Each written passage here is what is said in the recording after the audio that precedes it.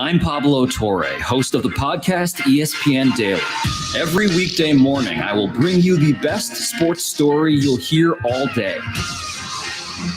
Today on ESPN Daily, Paula Levine reports the story of Emily Infeld and how an Olympic runner has been dealing with years of harassment from a stalker, a man she has never met. Listen wherever you get your podcasts.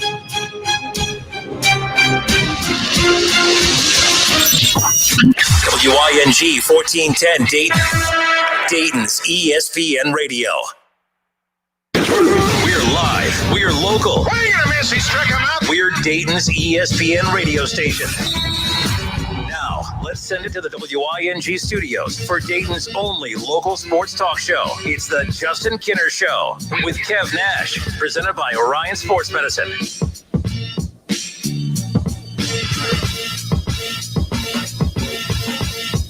All right, happy Tuesday, everybody. Welcome in. It's the Justin Kinner Show with Kev Nash, presented by Orion Sports Medicine. Look at Kev operating the camera. Just working it. It's working. It's trying to get a better angle of trying to get more Kev in the show. I get it. We'll work on it. But happy Tuesday. Hope everyone's had a great day. The temperature's starting to cool down a little bit. That fall feeling really starting to kick in. By the way, week 6 of the high school football season is officially here. Already a couple weeks in the NFL season, more than a couple weeks into the college football season. Ohio State Akron, we have this Saturday night. For whatever reason, they put it under the lights.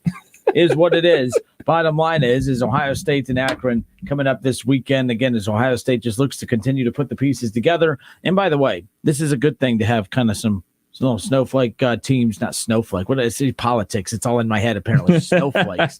Snowflakes. What cupcakes? There you go. Snowflakes.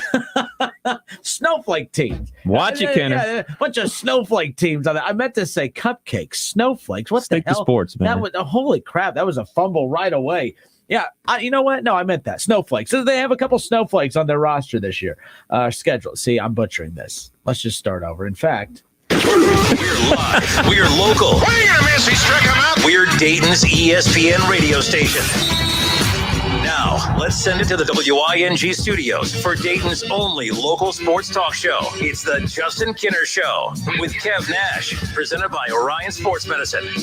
let's try this again, shall we? Welcome in. It's the Justin Kinner Show with Kev Nash, presented by Orion Sports Medicine. Ohio State football coming up this Saturday night. We are Dayton's home of the Ohio State Buckeyes, and they may have a cupcake on their schedule coming up in the Akron, with Akron out of the MAC, of course. But I am pretty excited because, well, you might get to see a little Kyle McCord. I don't think the Buckeyes' struggles are by any means on C.J. Stroud, but a little bit of talk about, C.J. Stroud. Right now he's on pace to be able to play this Saturday. I guess he got a little banged up. Yeah, he's been dealing with that shoulder since the first game of the season. Convenient. By the way, if he was playing well, would he have that shoulder? No, he's not the problem. I'm telling you right now, I will defend this kid to the end. I do not think he's the problem, but you seem to have more information. Yeah, he's been dealing with a shoulder situation since the halfway through the first game. You go back to that Oregon game, he was doing the old, my shoulder, doing one of those numbers, rub it in and doing the throwing motion on his shoulder and everything like that. So he's been dealing with that. So, I'm with you. He's not the problem. He's not playing great. Oh my goodness, he's about to be the first pick in the 2025 draft or anything like that. He's not playing like that, but he's definitely not the issue. There's several issues we could talk about with Ohio State. And I know everybody's looking at the defense, but there's another segment of the team that, is not playing great either. And that's the offensive line. So. Yeah, I think that. Look, I'm excited maybe if we get to see Kyle McCord, but again, if you think that that's going to lead to the defense tackling better and getting more stops, I feel bad for you. That's not really going to be the case. But excited for today's show. We got a lot to dive into. I've been back and forth with Jason Fitz, ESPN Radio. Might be catching up with him coming up at 4:00. We'll get the final confirmation on that. For you WWE wrestling fans out there, tomorrow's show, we will begin giving away WWE Extreme Rules tickets. WWE Extreme Rules will be live in Columbus this Sunday at Nationwide Arena. And we're going to be, of course, giving away some tickets starting on tomorrow's show. And I will tell you how you can win those, but you got to make sure you tune into tomorrow's show. So keep that in mind. As far as other tickets, we have Dave Matthews Band tickets and stuff like that. So again, we got a lot of giveaways. I'll be telling you more throughout the show how we'll be giving those tickets away. We got Dave Matthews Band tickets. We got WWE Extreme Rules in Columbus tickets. Pretty jacked about that. Who we got, Kev? 518-1410. That's the number to call in. Kev, who we got? The Tennessee Jeff. Tennessee Jeff. It's been a while. How are you, sir? How am I? I don't know. Well, I was worried about you. I was out of town last week, and I was really concerned about how you were doing, especially after the Oregon. When I left for Florida, I came back. I mean, the Buckeyes were 1-1 in the stretch that I was out of the city. So I was worried about you last week. I'm going to vent a little bit. It might get, again, I will, I'll keep it rated PG. I don't even care about that. Just make sure it's rated properly for the FCC. Yeah. That's all I care about. Right. I got you. So, you got to be happier, though. You could vent. I'll let you vent, but I don't like this mopey Tennessee Jeff. Come on now. No. Dude, I'm not moping. I'm just real. All right. So fair enough. We go to Minnesota. We in somewhat of a shootout. We pull away. I'm like, all right, cool. Defense looked a little rough. Then we go play Oregon, and the defense, we can't stop the run. They keep running that weak side off tackle. I'm like, dude, can you make adjustments? So we lose. Okay, I was over it by Thursday night. I finally opened my shades and I finally left the house Thursday afternoon. So I'm like, well, man, look, we got Tulsa. We're just going to pounce him by mid-third. We'll see McCord, and we'll maybe see some new set. We'll maybe see Seven Banks for the first time, which we did. That's a weird deal, by the way. So anyhow, a lot. I'll go as quickly as I can. So then, 4 minutes to go in the fourth quarter, I'm looking at my buddy. I'm like, dude, this is still a one-score game, and I'm telling you, the 41-20 is very misleading. We had Coombs up in the booth. And we had, what's his name calling the plays? What's his name? Justin. I know who you're talking about. I can't remember his name off the top of my head. I'm just letting you drown there. My bad. Okay, so anyhow, so we have him calling the plays, and there just isn't any difference. So I'm thinking. So our defense so this Saturday. We stuffed the run a little bit, but they had 501 yards against us when I think 300 and some yards against. Dude, this is Tulsa, okay? They had 300 and some yards passing against us. This is 3 weeks in. This is not going to. I'm just being. Look, I'm not glass half empty, dude. I'm not. But I'm going to keep. I told you walking at Miami national title game against Alabama, we probably weren't going to beat them. I'm going to make some predictions right now.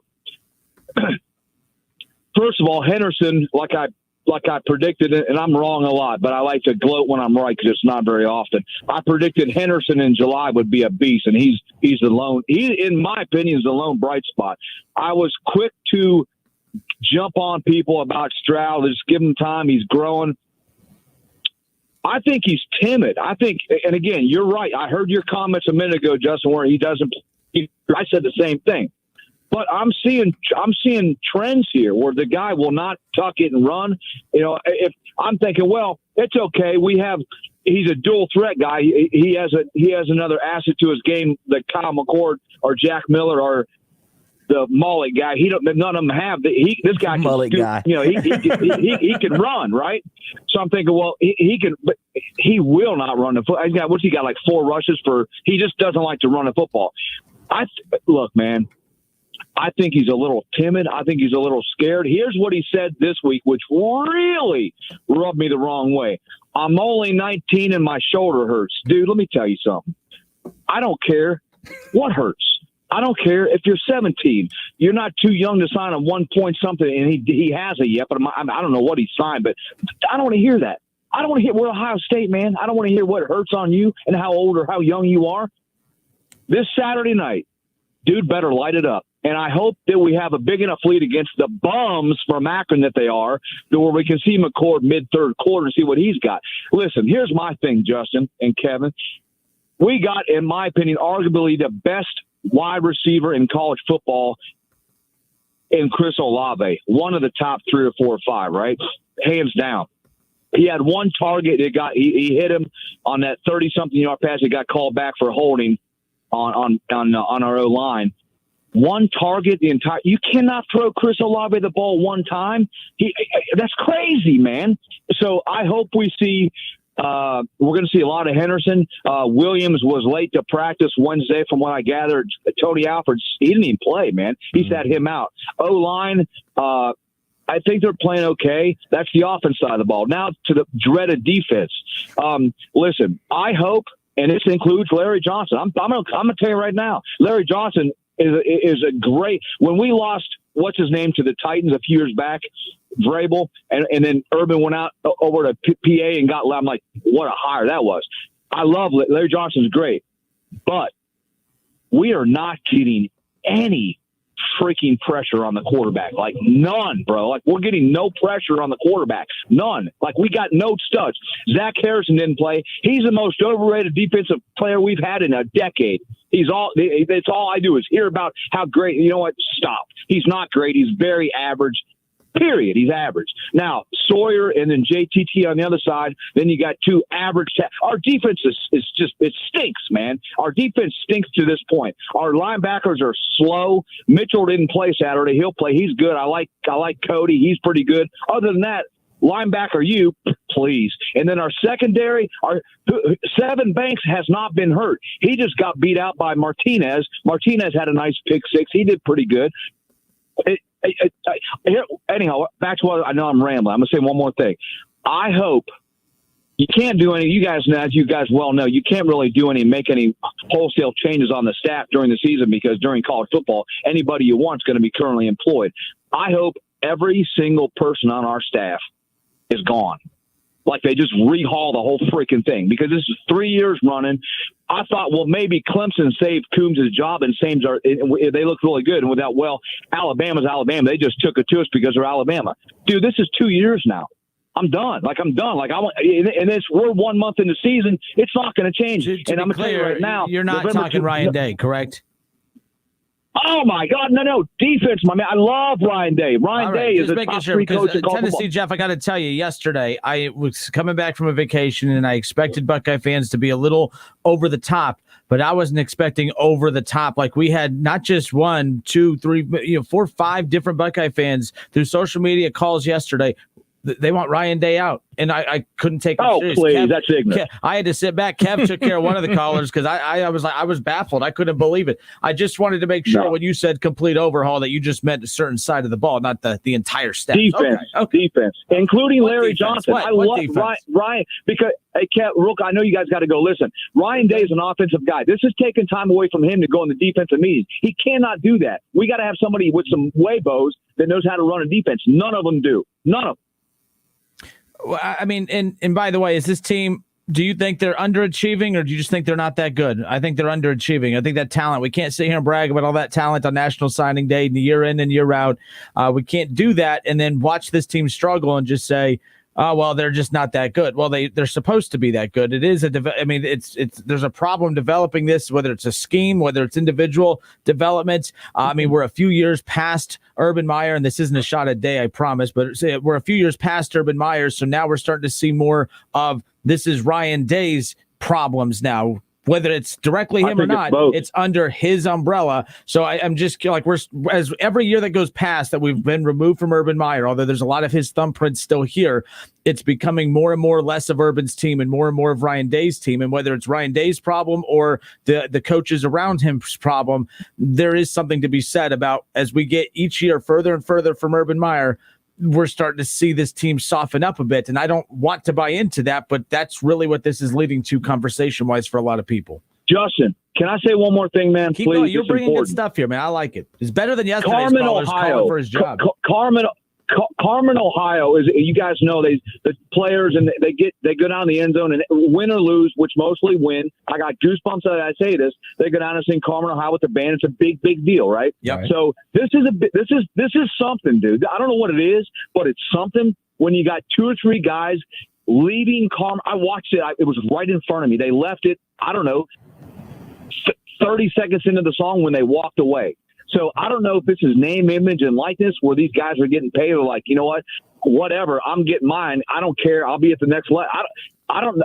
Please, God, don't let Ryan Day be losing this team. I don't think he is. But when you got guys, like 3 of them I watched, I'm like, what are you doing, dude? Well, we had one guy had to go to the tent, and I had to help him. Well, what's the other guy? So it's just, again, I love Ryan Day. I think he's a fabulous coach, but I'm just seeing things. Something is off with this team. One more thing. If we play like we're currently playing in 7 weeks from now, I know you're going to bust my chops, dude.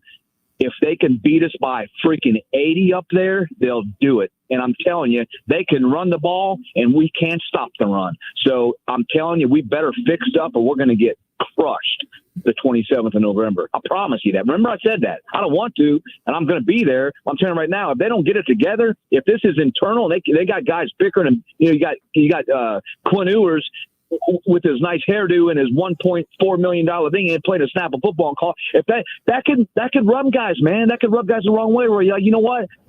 Who's this dude? He's fourth on the depth chart. He drive around a new F-250. I don't know if it's, you guys might know better than I do if it's name, image, and likeness or what it is, but I believe hold on. I'm going to stop you there. Could be internal. Here's my thought process coming into this, because everyone thought I was crazy when I was asking this coming in, but to act like Quinn Ewers coming in wasn't a distraction and was not to act like CJ Stroud is not constantly looking over his shoulder in this, because CJ Stroud knows nothing CJ Stroud does other than going undefeated, which is off the table now, other than going undefeated, winning a Heisman and winning a national championship. Nothing CJ Stroud can do moving forward other than that his job's not safe. He is basically he is basically holding this seat for 1 year until Stroud is ready. And I think that when Stroud, when he came early, when he enrolled early, I really was the only one that I could, think of around here that was waving the flag saying, I think that's a problem. I think everyone was so excited about Ewers enrolling early. I said, that's a problem. That's going to be a problem. And I think it's a problem here. I think CJ Stroud, although he does have things to work on, I do believe that he hasn't mentally committed to being the starter, because he knows he's not the starter. He's the placeholder. And that's not my opinion of him. I just think that's the unfortunate card that he was dealt, right or wrong. 9-3, we lose to Penn State, team up north, and we go to the Outback Bowl. Go Bucks. Take care, man. OH. And just so you know how I know this is a problem? That's the most passionate Buckeye fan I know. Outside of Andy, maybe. Am I wrong, though? Like, can that be what's going on? Again, defensive issues. Yeah. But he's not wrong. When I'm watching this team, something does seem off. Yeah, they definitely look on the sidelines. Like, it just seems off. They definitely seem out of sync at everything. Look, man, I know the kid Henderson almost ran for 300 yards over the weekend, but if you look at the offensive line, they're not opening up gaping holes the way they were last year or the year before. It's just like they're out of sync. Something's off. And that's what coach's job is to do. Get things back on track. And you know what? To be perfectly honest, man, and I know Buckeye Nation doesn't want to hear this, this happens. This happens to every team across the country. Like, you want to go down to South Carolina and Clemson because they won 14-8 over Georgia Tech. And the year before they beat Georgia Tech 72-10. You know what I'm saying? So this happens. Like, you want to look at, Georgia, where it was a game that they beat. I forget who they beat last year. It was 13-10. You know what I'm saying? Like, this happens to every team across the country. They have games in spats throughout the season where they just don't look good and they're not playing good football and not operating at optimal efficiency. And right now, that's where we are. Could it be the Quinn Ewers situation? It could be. Do I think it is that? I don't think it is, because he's fourth on the depth chart. And him looking over his shoulder, that's coach's responsibility to tell him to focus on the here and now. And the fact that he's dealing with a shoulder situation and coaches repeatedly said, no, he's the guy. He's the number one guy. He never thought about bringing in a backup quarterback when he was struggling in the Minnesota game and everything like that. I would like to think that would give CJ that added confidence that he needs to get settled. He just doesn't seem settled. Like, I know these things, like, we like to hitch on the type of things. Like, when we hear the talking heads do the games and everything like that, they say, yeah, man, he's missing high today. And like, that is what Ohio State fans have latched on to. Like, that is the thing about him. Like, everybody, he throws high. They need that common buzz phrase. Yeah, that is the buzz phrase for him. He throws high. Did you notice that before they said that on TV, or you just heard him say it, and now you just think that every throw that he misses, I miss high. Like, that's where I'm at with it. So, like, it's a ton of pressure when you're the quarterback at The Ohio State University. Like, look at the guys that just came before him. Justin Fields. Our own Braxton Miller. Cardale Jones.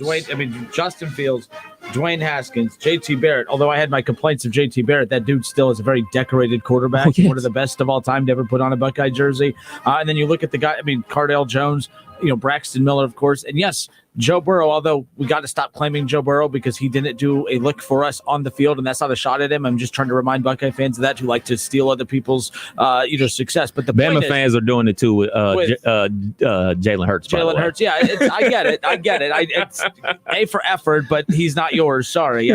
So the bottom line is he's a victim of the success of the program. Right. Like CJ Stroud is your typical freshman quarterback. Right. This is what a freshman quarterback looks like. And if you let him grow through it, we'll be watching him as a sophomore and junior saying, holy crap, this kid's good. And then we're going to feel pretty stupid for all the stuff we said about him before. But Kev, he's not going to be a junior quarterback for this team. Quinn Ewers, it's his job. How can we say that we've never seen him play before? I've never even seen highlights of him. Like, I don't watch the highlights. I've never seen him on a game on ESPN. I've never seen him throw a ball. I've seen the little pose of the hair and all that type of stuff. I've seen that. I've never seen him throw a pass. I just think he needs to cut his hair. That's what it is. Yeah. That's what's throwing the Buckeyes off. It's his hair. That's a quarterback, it's his fault. dude. That's a quarterback. Quarterback can't have hair like that, dude. Just saying. You'll like this. I know what you were saying, but I know it sounds like I'm speaking in generalities, but sometimes generalities is the reality in sports. And I know this sounds crazy. This is new territory. So I know what you're saying is we haven't seen them, but until I see a coach tell a guy making $1.4 million that, yeah, you're not the guy, I can't buy into that. Like, all the momentum that is, him enrolling early, him getting that $1.4 million deal. All the eyes are on him. All the talk is about him. And the only time we talk about Stroud, even when he has good games, it's, so when's Stroud going to be, or when's Mullet Boy going to be available? Quinn Ewers going to be available? Can you imagine the amount of pressure on him?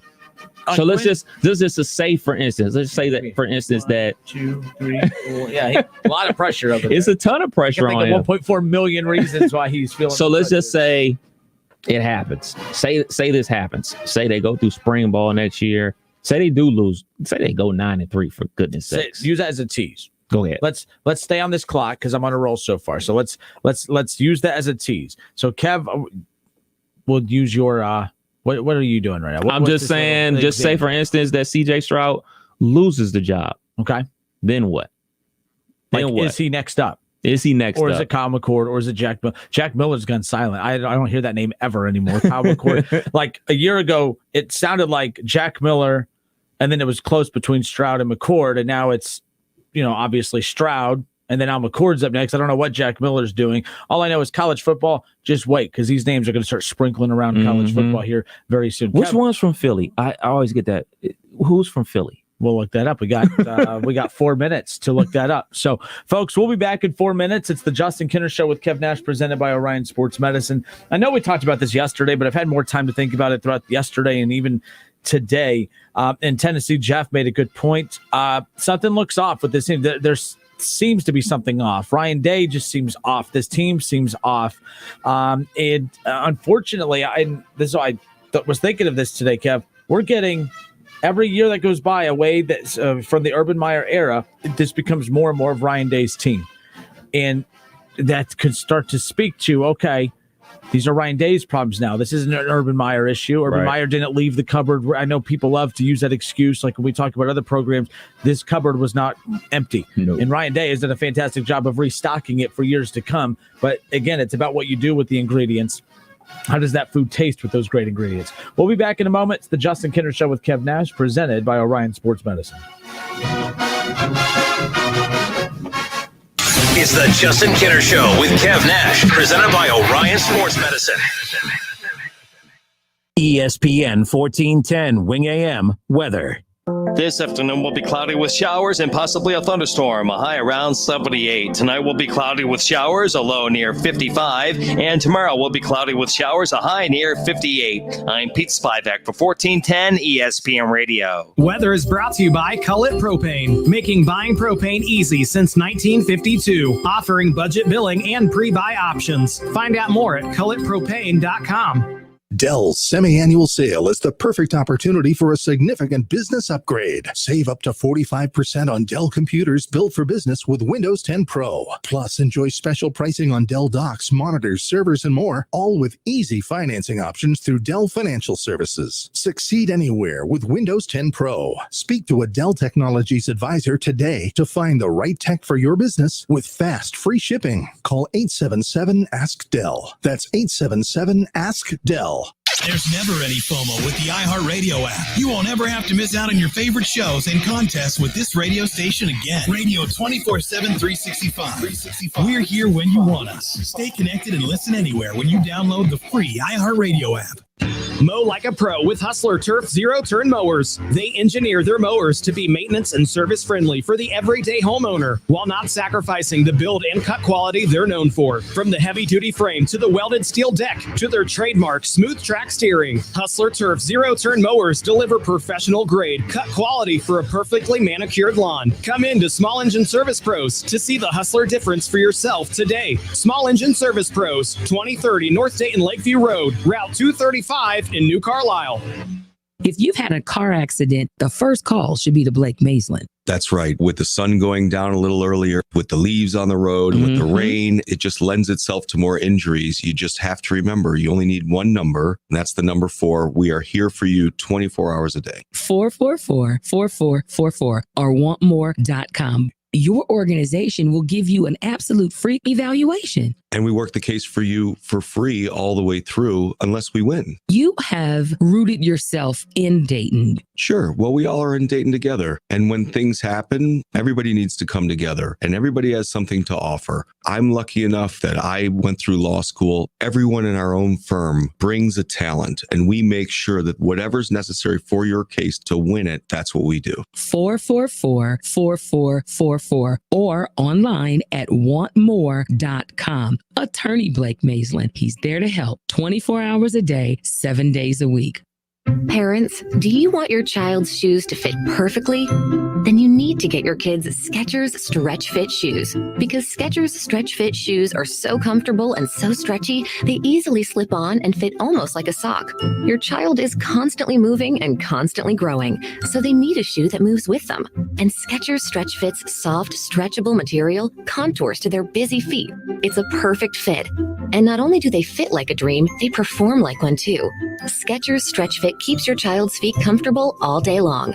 With Skechers' exclusive air-cooled memory foam and a breathable stretch fit knit, your child will be cool and comfy whether playing, studying, or just hanging out. Plus, you'll love just how durable they are. Stretch Fit is designed to take everything your child can throw at them, and if they get dirty, just pop them in the washing machine. It's that easy. Give your kids perfect comfort that adjusts to them with Skechers Stretch Fit shoes. Find them at a Skechers store near you, Skechers.com, or wherever kids' shoes are sold.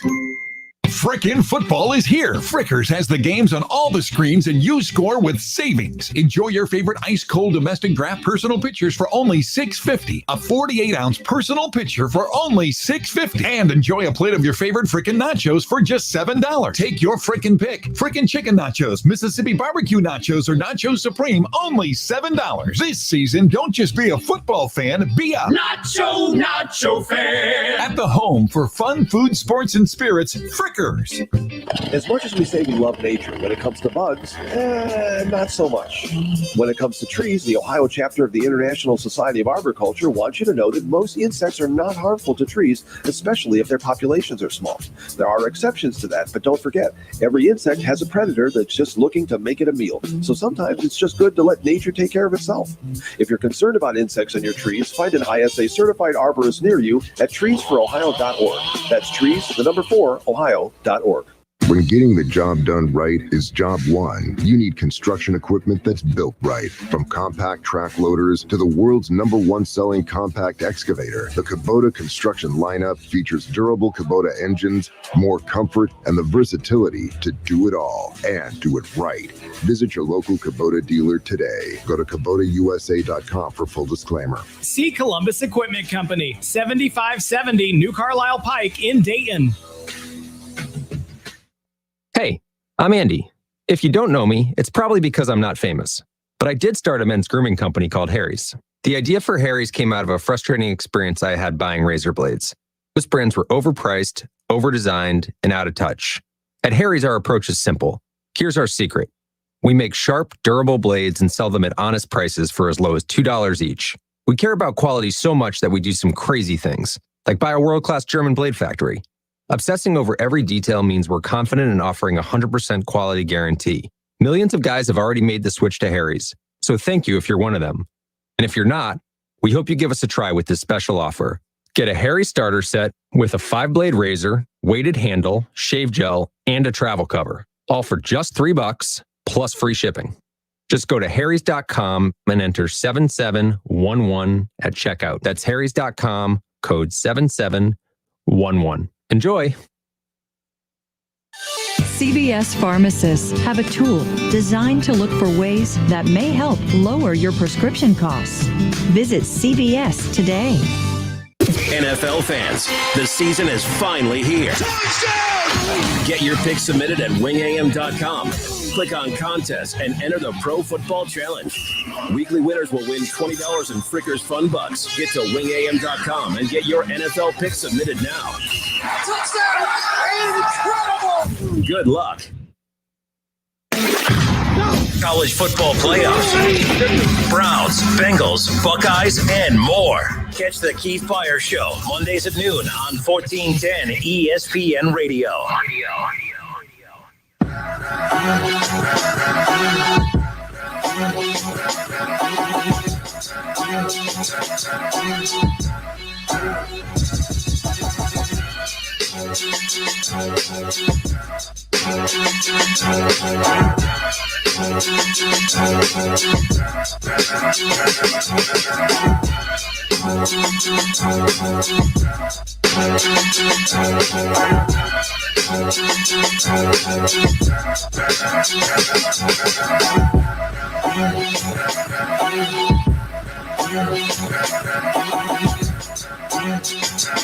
All right, we welcome you back. Justin Kidder, Kev Nash with you on 1410 ESPN Radio. So I found it interesting that back when Coach K retired, Mike Krzyzewski announced his retirement, that he would be retiring after this upcoming season. They announced that Shire would be, of course, that he would replace Coach Krzyzewski at the end of the season. And everyone started, having their doubts. Was that the right decision? If you put Shire in charge, can he keep the momentum going? Can he keep Duke basketball afloat? Well, since then, Coach Shire has again got commits, 3 top 10 commits for future classes. The 2022 class, of course, and I keep seeing guys on Twitter, college basketball analysts, keep coming out and saying, and I thought that the program was going to go in the crapper after Coach K. Now, I don't think that Shire is going to do a bad job. I think that the brand Duke basketball, Duke basketball sells itself to a certain extent, the way that Alabama football does sell itself, and the way that Ohio State football sells itself. But the one thing you do have to be patient for and wait for is, not the first year that legendary coach leaves the program. Sometimes you got to let it breathe a little bit, because the recruiting is going to keep going based on the reputation of the program at that exact time. So Shire is going to milk this time like you wouldn't believe, because Coach K is still the face of the program, and Coach K is still going to have a lot of heavy involvement in the program moving forward. But what's going to happen is okay, Coach Krzyzewski retires, 22 will be Shire's class, and then they lose, or they have a very few games above 500, and let's say Duke doesn't do too well. He's still recruiting well, and then the next year, another subpar season. Maybe they win 20-plus games, but they don't win the ACC title, regular or conference tournament.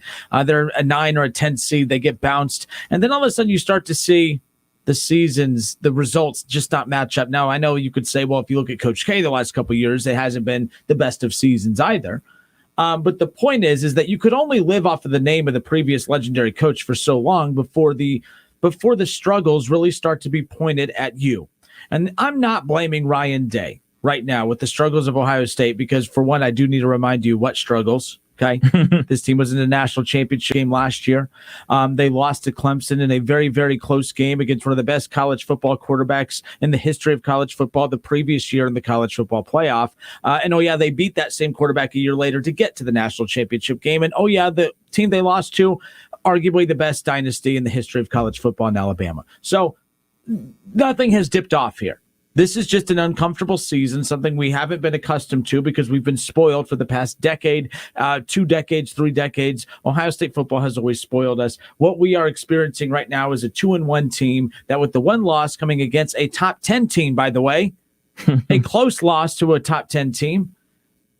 I'm just amazed at how people are panicking. And I brought up the Duke comparison because I was laughing at the fact that people were saying, well, I thought Duke basketball was going to go into the toilet when Coach Krzyzewski left. Coach Krzyzewski hasn't left.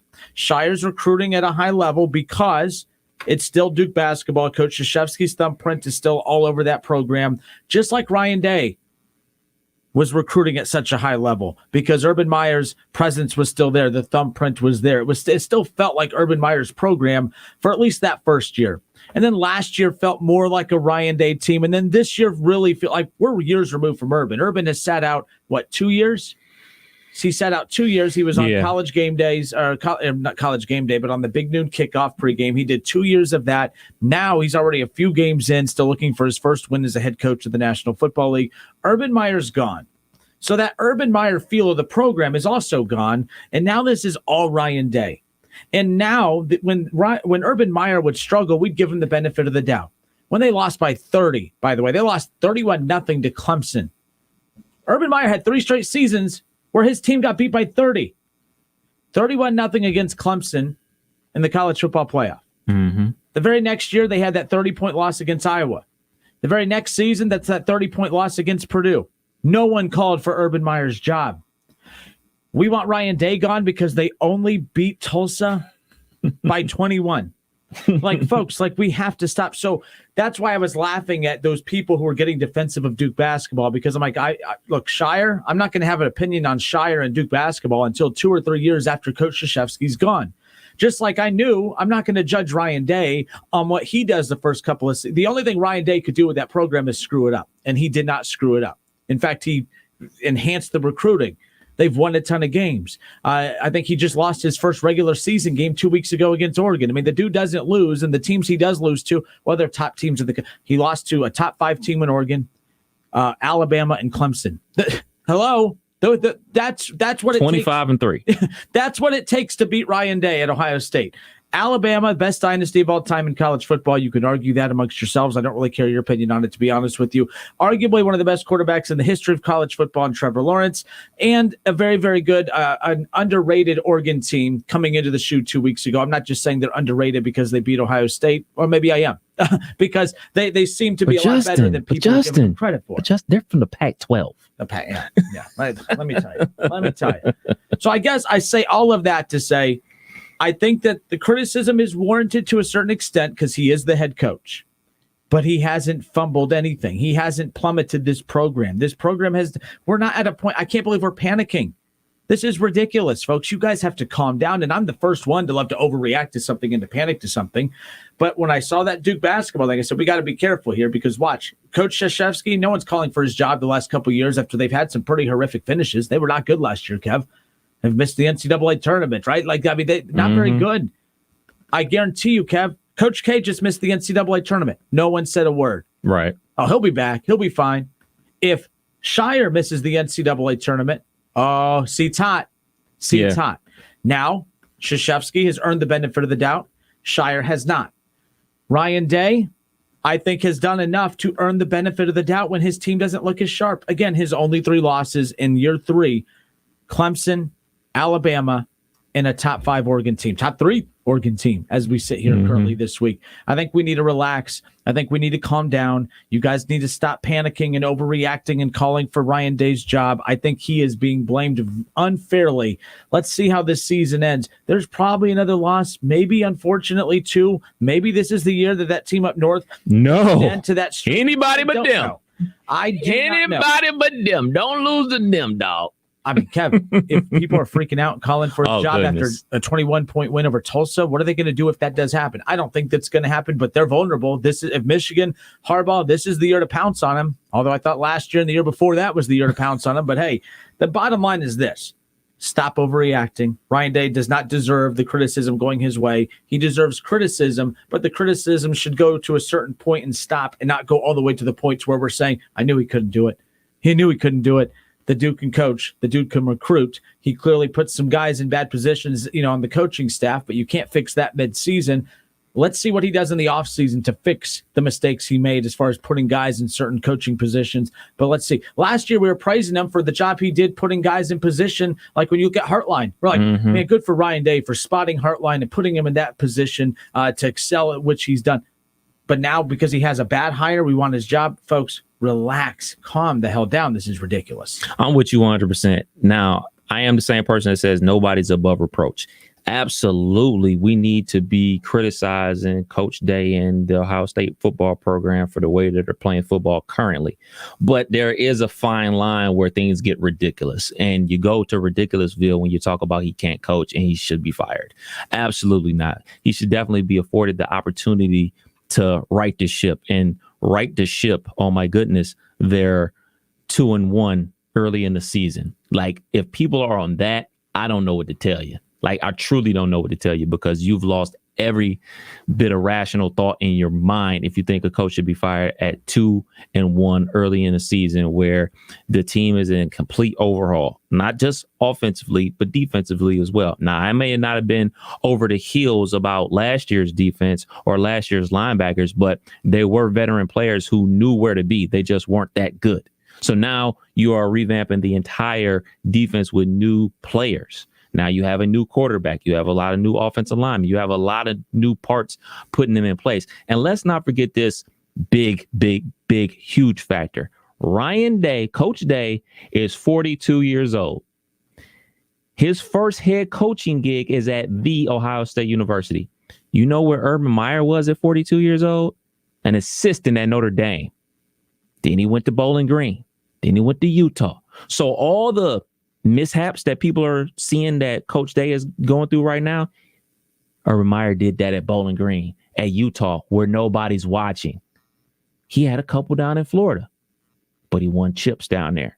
So by the time he got to Ohio State, all right, I know how to do this, X, Y, and Z, and boom, bang, pow. And guess what Urban Meyer did at Ohio State? He still made errors. He still made mistakes, and he still lost games because the other teams come to play too. So people with this fire Ryan Day thing, you're crazy. Plain and simple, you're crazy. I'm willing to give the coach an opportunity to, quote unquote, fix it, to get the team up to par. And not just this year. If they do lose 3 games and if they do lose to that team up north, of course I'm going to be irate. Of course I'm going to be ticked off. Of course. Absolutely. We don't want to lose to them. But I'm not going to be talking about firing them. Like, come on, man. Like, this, we're not at that level yet. We're definitely not there. You know, I remember when Ohio State, why am I drawing a blank on his name? Who's Cooper, John Cooper. So John Cooper was consistently putting Ohio State in the top 10, top 5 and everything like that. But he kept losing to that team up north and everything like that. And the year that he actually beat that team up north, he lost to Michigan State. So we had to go to the Rose Bowl and we played Jake Plummer and we won with a walk-off touchdown. Joe Germain to David Boston in the corner end zone was awesome. But a couple years later, he got fired because he started losing to that team up north again. And then in comes Jim Tressel and everything like that. You know what he was afforded, Cooper, even after losing to that team up north, our biggest rival? Opportunity to right the ship. If you're not going to give your coach an opportunity to right the ship, then he shouldn't be here at all. You should put them all on 1-year contracts, because that's what people are expecting. You either win it all or you go home. Come on, man. Let's be for real here, man. Like, we got to be rational about this type of stuff. 518-1410, 518-1410. I think the Kenner has to be positive for once and tell the negative callers to stop being negative. I'm in uncharted territory right now, Kev. Like, I don't understand what's going on. How does it feel? I don't get it. Is this how, I mean, what I'm hearing from people is that, like, my reaction to them is that people's reaction to me when I talk? Apparently it is. I don't know.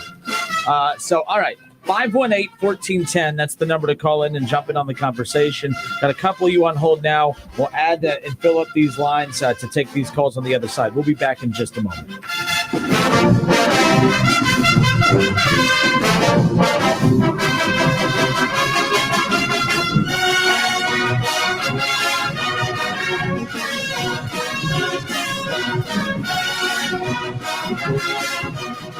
It's the Justin Kinner Show with Kev Nash, presented by Orion Sports Medicine. Sunday! It's the savings event of the season. Progressive's Home and Auto Bundle Extravafesta Save-a-thon. Your chance to save big by bundling your home and auto insurance. But only this Sunday! Unless you're busy, in which case you can bundle Tuesday. Or if you already have dinner plans, then try Friday. But if the week gets away from you, you can just wait till next Sunday. Because Progressive's Home and Auto Bundle Extravafesta Save-a-thon isn't going anywhere. Progressive Casualty Insurance Company and affiliates. Discounts not available in all states or situations. With Amdro, you can enjoy your backyard like never before. Our round-the-clock pest protection gives you the peace of mind to enjoy your great outdoors without a care in the world. Cannonball! Okay, we can't defend you against the splash zone. But when it comes to ants and other pests, we've got you covered 24/7. Find Amdro in the insecticide aisle at your nearest retailer.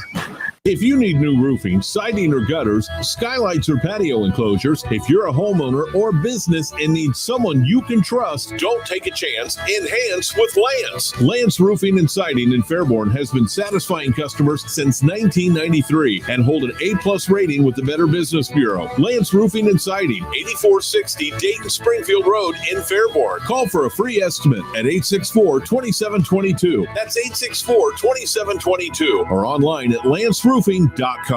Homestead Feed and Supply is proud to introduce a new product line straight from Texas. Stock Show Secret Products and Flex Appeal. Make your project look the best. Only available at Homestead Feed and Supply. New Carlisle. Tell them the Colonel sent you. Cordell Transportation is now hiring Class A CDL drivers. $5,000 sign-on bonus. That's right, $5,000 sign-on bonus. Home daily dedicated lanes, no touch freight. Apply today at CordellTransportation.com. Cordell Transportation, driven to succeed. Hi, this is Sales Manager Jason High of Germain Honda Beaver Creek. Personally, inviting you to take advantage of the 0% financing on the Honda HR-V, Passport, and Pilot. Germain Honda has over 200 new Hondas to choose from, including the redesigned 2021 Honda Ridgeline and the 2022 Honda Odyssey, plus over 30 of the brand new 2022 Honda Civics to choose from. Now that's a selection no one else in the region can claim. Route 35 just east of 675 between Xenia and Beaver Creek. Germain Honda Beaver Creek, the right car, the right price, the right way. Oktoberfest at Milano's has begun. We're serving our once-a-year favorites like schnitzel sandwiches and German pizza. Get it to go or stay for the games with NFL Sunday Ticket. See you at Milano's Pizza, Subs, and Taps for big screen football. Hey there, what are you doing today? Would whatever it is be easier with faster, more reliable home internet? If you said yes, we have good news. Viasat offers high-speed satellite internet wherever you live, even if cable providers don't go there. So you can get online today and tomorrow. Go to Viasat.com/internet now and save up to $150 on select home plans. That's Viasat.com/internet now. Minimum 24-month service term. Service is not available in all areas. See Viasat.com for additional terms and conditions. New surveys show that Americans don't think vaccines are enough to protect themselves and others from COVID-19. 80% want thermometers used in public places to screen for COVID-19. 36% know that non-contact devices are inaccurate, and 60% would not recommend that friends or family members enter places that screen with them. To be safe, use Exergen at home, at work, and in public. It's the only thermometer proven accurate by more than 100 published clinical studies. Learn more at Exergen.com. Listen to this station anytime, anywhere on Odyssey. Odyssey is your new audio home for all the music, news, sports, and podcasts that matter to you. Odyssey. That's AUDACY. What can give you a competitive edge in today's red-hot housing market? Rocket can. That's because Rocket Mortgage can give you a verified approval. It could help your offer stand out. Rocket Technology provides a rock-solid verification of your income, assets, and credit, giving sellers greater confidence in you. Go to rocketmortgage.com or call us today at 8338-ROCKET. A verified approval is based on an underwriter's analysis of your individual financial information, appraisal, and title report. Call for cost information and conditions. Equal housing lender license in all 50 states and MLSConsumerAccess.org number 33. Some people treat investing like a game, but Marcus by Goldman Sachs approaches investing in a smart way with digitally managed portfolios that leverage Goldman Sachs strategies. So, do you want to play games or do you want your money to work smart? You can money. Visit Marcus.com to learn more about saving, borrowing, and investing from Marcus by Goldman Sachs. Investing involves risk and investments may lose value. Brokerage and investment advisory services by Goldman Sachs & Company, LLC. Member FINRA SIPC. Lending and deposits products provided by Goldman Sachs Bank USA. Member FDIC. Want to look like $1 million but only spend a handful of bucks? Upgrade to Dollar Shave Club with the Ultimate Shave Starter Set for only $5. Get a 6-blade razor, prep scrub, shave butter, and post-shave dew for a noticeably smooth shave. Plus free shipping. Razors can be expensive, so don't spend all that money for a mediocre shave. Dollar Shave Club. It's what dreams are shaved of. After the starter set, razors ship at a regular price. Go to dollarshaveclub.com/gojo. That's dollarshaveclub.com/gojo. Welcome to the club. 5G is here, but the big carriers want you to sign a pricey long-term contract to get in on the action. Well, no more, because Straight Talk Wireless has rolled out 5G coverage nationwide, with plans starting at just $35 a month with no contract. And get a Samsung Galaxy A32 5G for only $299, all on America's best networks. 5G coverage, 5G phones, less money. Straight Talk Wireless, no contract, no compromise. 5G capable device required, actual availability, coverage, and speed may vary.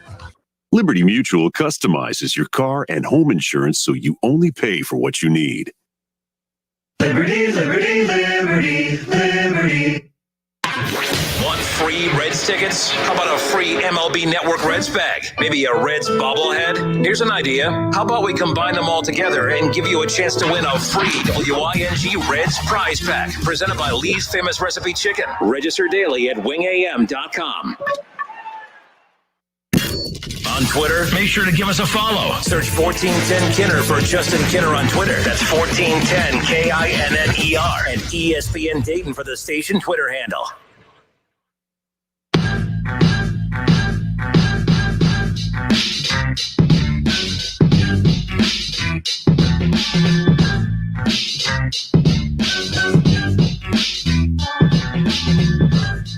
We are back. It's the Justin Kinner Show with Kev Nash, presented by Orion Sports Medicine. The sky is falling, Buckeye fans, at least not for me, but it sounds like it is for you.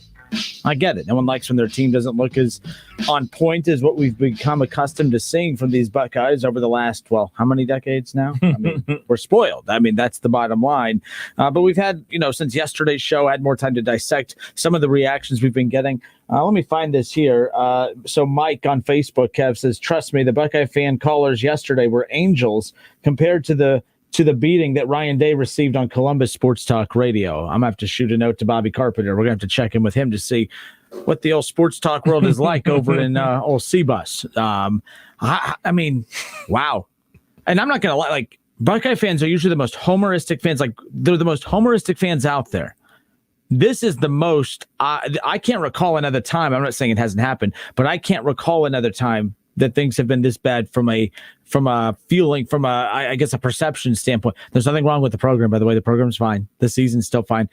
They have the talent to win out. Like, it's not going to be pretty. They're not going to blow a lot of teams out. Like, they're going to blow Akron out. It's going to be uncomfortable at times, or they just literally just drive Akron into the ground in the first quarter because they've had enough of all this talk. But I would not be surprised if the Akron game is kind of a mirrored image of what we just saw against Tulsa. By the way, Tulsa, I guess they were without two of their top receivers. They were without some of their key defensive guys too. It could have been even closer. I mean, my goodness, it would be amazing what the reaction would be if that score was any tighter than what it actually was. But 518-1410, 518-1410. Let's go to Scott. Scott, I appreciate you holding. How are you, sir? I'm good.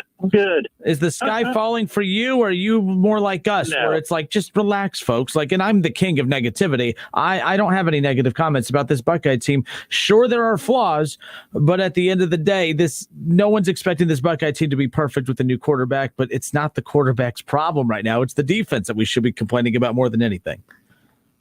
Well, I think I can't speak to people that are my age, because everyone that's my age, I'm 54. I grew up not having the luxury of seeing every game on TV every week. You had to stay up till 11 o'clock at night and watch it on PBS, a rebroadcast. You had to listen to it on the radio. They maybe got 3 games on during the year and the Michigan game. And I honestly, I think fans that are like 40 and younger are soft when it comes to Ohio State. They don't remember their own history. They've been spoiled with Urban Meyer. They've been spoiled. I mean, I remember the 2002 championship year. There was about 3 games. We literally last play, we won the game. We were not a dominant team. Scott, I'm glad you said that, because I've said this before. Ohio State was undefeated that year, so they most likely would have made the playoff. But from the eye test, criteria, we wouldn't have made it with the eye test. I don't think that Krenzel-led national championship Buckeye team even makes the playoff that year. Even being undefeated, they beat bad teams in close games. I'm with you. I'm glad you brought that up, because I've brought up that point many times, that 2002 championship team, they were not the most aesthetically pleasing. Let's just put it that way. I'm honestly, I'm not on Twitter and a lot of other social media. I'm on Facebook, because I'm 54 and that's who I am. And the few little Buckeye pages that I subscribe to, I unsubscribed because I can't stand the other Buckeye fans. They are pathetic. I mean, I've been through years and years with the Outback Bowl and the Gator Bowl and all that crap until Urban Meyer showed up. That's just the way it was. I mean, I remember if you didn't win the Big Ten, you didn't go to any bowl. You only went to the Rose Bowl, or you didn't go to any bowl. And I just don't get these fans. I mean, I look forward to it all week. And does it suck that our defense isn't dominant? Yeah, it sucks. Would we love to see, 600-700 yards of passing and all that? Yeah, that'd be great. But do your history. It just doesn't happen. It doesn't happen for anybody. Alabama barely beat Florida this week. We just need to take a breath. Well, I think that, look, if Ohio State would have barely beat Oregon, I don't think we're having this conversation. But I think it was the loss compiled with the fact that, it was a 1-possession game in the fourth quarter against Tulsa. I think that's really that was like salt in the wound, I guess, at that point. And that's why I think we're getting this major overreaction. Scott, I was off last week on vacation, and Kev answered this too. What did you sense the reaction was from Buckeye fans last week? We weren't on the air, but man, was the loss worse? Was the reaction to the loss worse than the win against Tulsa? Really? Okay. Well, and the thing that the broadcasters even noticed on both the Tulsa and the Oregon game was a lack of attendance. People weren't even in the stands. It wasn't a sellout. And I just think Buckeye fans I can't speak for all of them, but the ones that are younger, they just, if it's not dropped right in their lap, then they don't want to, follow through with being a fan. Being a fan involves years like this. Mm-hmm. I mean, you're a Browns fan. So, I mean, I'm a Dolphins fan. It goes for years and years. I don't quit rooting for my team, but I'm really sad to see the way they react. And Day is an elite coach, and if they do fire him, or if he does move on, we'll realize how elite he is. Right. I mean, a lot of these players that played under Urban Meyer got recruited by him as well. I mean, handpicked quarterbacks. He handpicked Justin. Oh yeah. Fields. I mean, even Stroud. I mean, I'm not crazy about Stroud yet because he's a freshman and he hasn't really settled down yet. And yeah, Kev, I honestly do see a lot of high passes, but you know what? That's what they do when they're young. Right. That adrenaline gets going. You're not on your feet right. You don't have the right footwork going yet, and you're inexperienced. And that's what you do. You throw high. but I just feel like all the fans that quit going to games and get to watch every stinking game. Every game is on TV for our team. It is so easy to be a Buckeye. Every team across America is on. If you want to watch Bowling Green, you want to watch Kent State, you want to watch Miami of Ohio, you want to watch OU, you can watch every single team across the country. You can watch Middle Tennessee State in Ohio for some strange reason. Yeah. But you can watch any and every game. I'm with you 100%. I believe our fan base is totally spoiled. Well, we're living in the golden age of college football. We really are. And we're lucky. We're lucky and blessed to have a team that's usually top 5. And so enjoy it. Quit whining and complaining. Gosh. All right, hey, good stuff. Scott, I appreciate your point of view on that. I appreciate your call. We'll hear from you soon, I'm sure. You take care and have a great Tuesday. All right, bye. Go Bucks. All right, it's the Justin Kinner Show with Kev Nash, presented by Orion Sports Medicine. Look, I've been saying this too for everyone to relax and stop being so dramatic, but sometimes I do think that you need a dramatic fan base to keep I guess this is kind of a good thing. The fans reacting the way they do keeps Ohio State honest. And what I mean is I don't want, and you say this all the time, I thought about you the other day because you always bring up this point that not everything's private. At any point, like we keep talking about, well, the playoff, we shouldn't change it, that we can't just say that, oh, it has to change because it's always Ohio State, Alabama, yada, yada, that things change over time. And this could be an example of that. I don't want it to be that case. But what I don't want to see happen is Michigan, where fans are angry, but it's just like, well, that's our program. That's what we do. I would rather be fire our coach for only beating Tulsa by 21 as opposed to, yeah, we only beat Tulsa by 21. That's what we do. Or like yesterday, we were smothering teams at the line of scrimmage and you're playing teams worse than Tulsa. I mean, my goodness. But let's head into hour number 2. We'll pick up with this. I see Charlie, we have Dickie, we have Tyler, we have Eric, we have more callers on hold. We're going to get to your guys' takes on this on the other side. Just very fascinated by this Buckeye fan reaction. And what do y'all think about Scott calling out the under 40-year-olds, me and you? I didn't even disagree with him. I think that we could be considered soft, but I don't think that's a bad thing. Now that the more I'm talking through this, you have Scott saying, hey, I watched a lot of bad Buckeye teams in my time. It's okay. But the thing is, no, it's not, Scott. I would rather the fan. Let's pick up with this. We'll be back hour 2, 518-1410, 518-1410. Give us a call. We'll be back in just a few moments.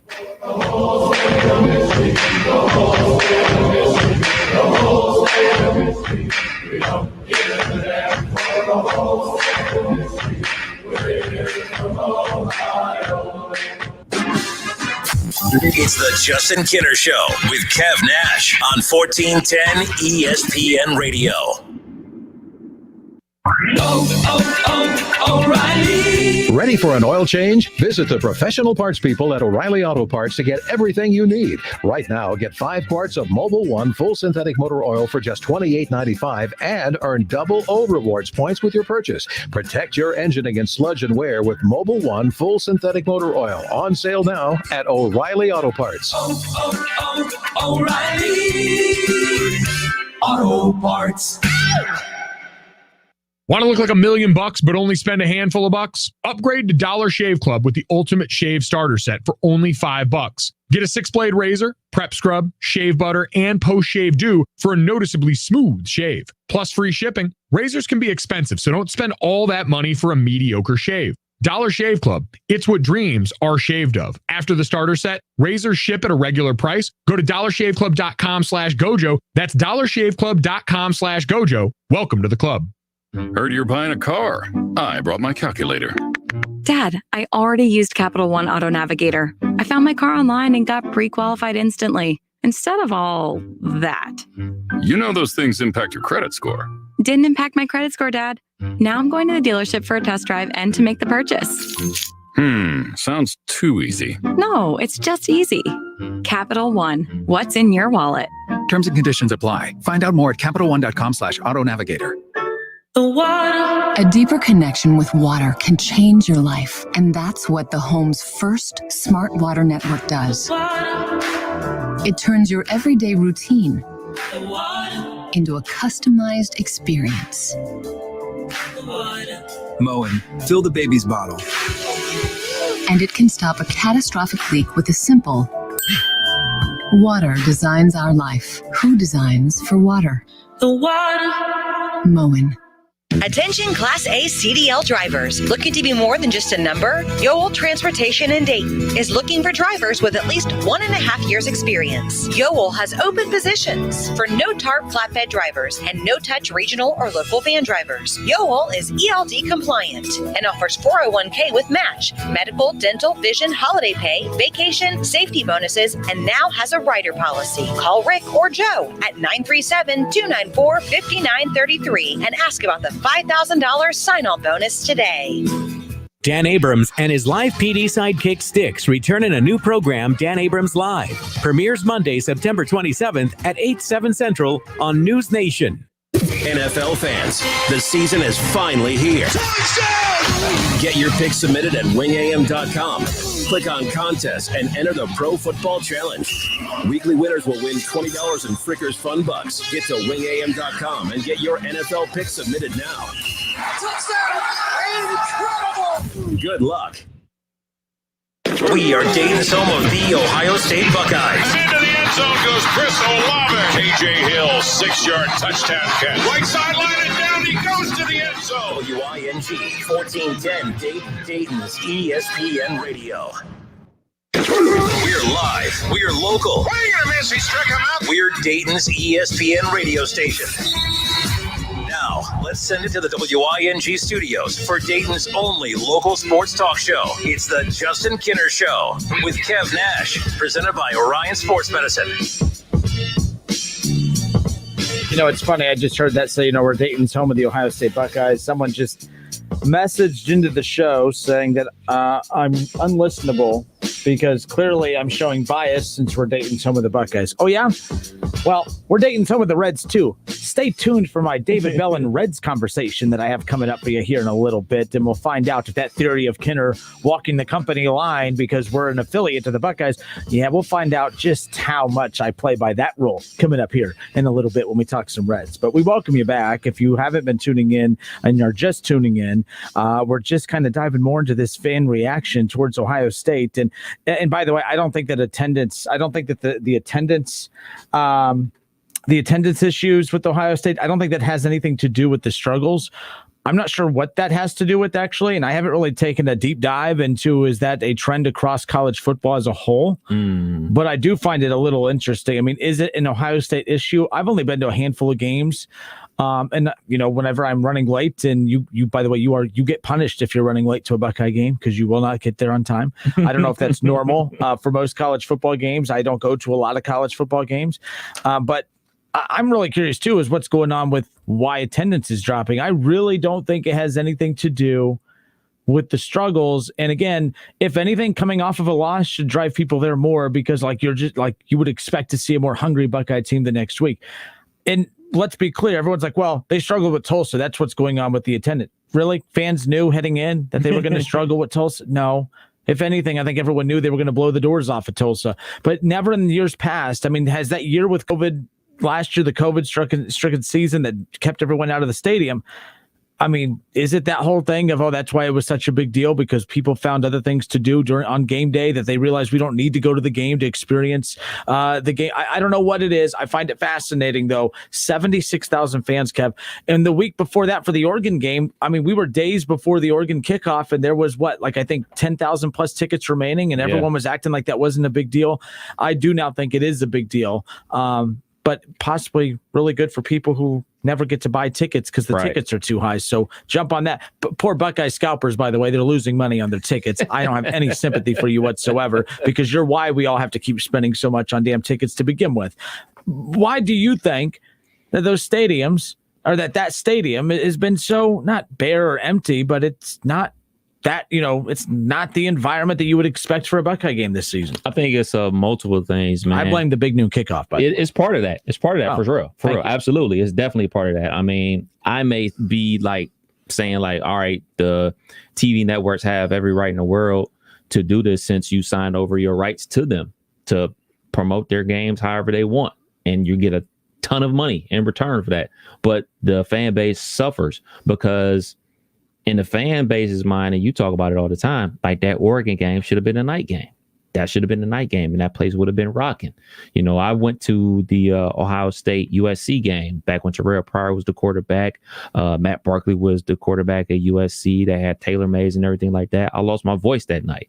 It was one of the craziest environments I've ever been to. Our buddy, Ryan Drake, he went to the Ohio State Wisconsin game back when Russell Wilson was the quarterback, when they won on that pass from Braxton Miller to Devin Smith. Like, those type of games need to be at night for the fan base. I totally get where the TV networks come from, but just strictly talking from fans, you want that at night. You want that build up.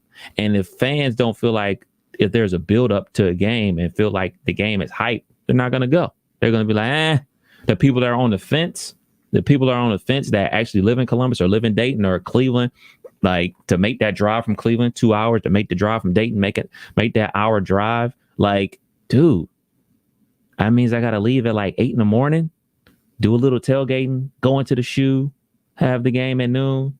Then I got to go home. Like, it's a commitment.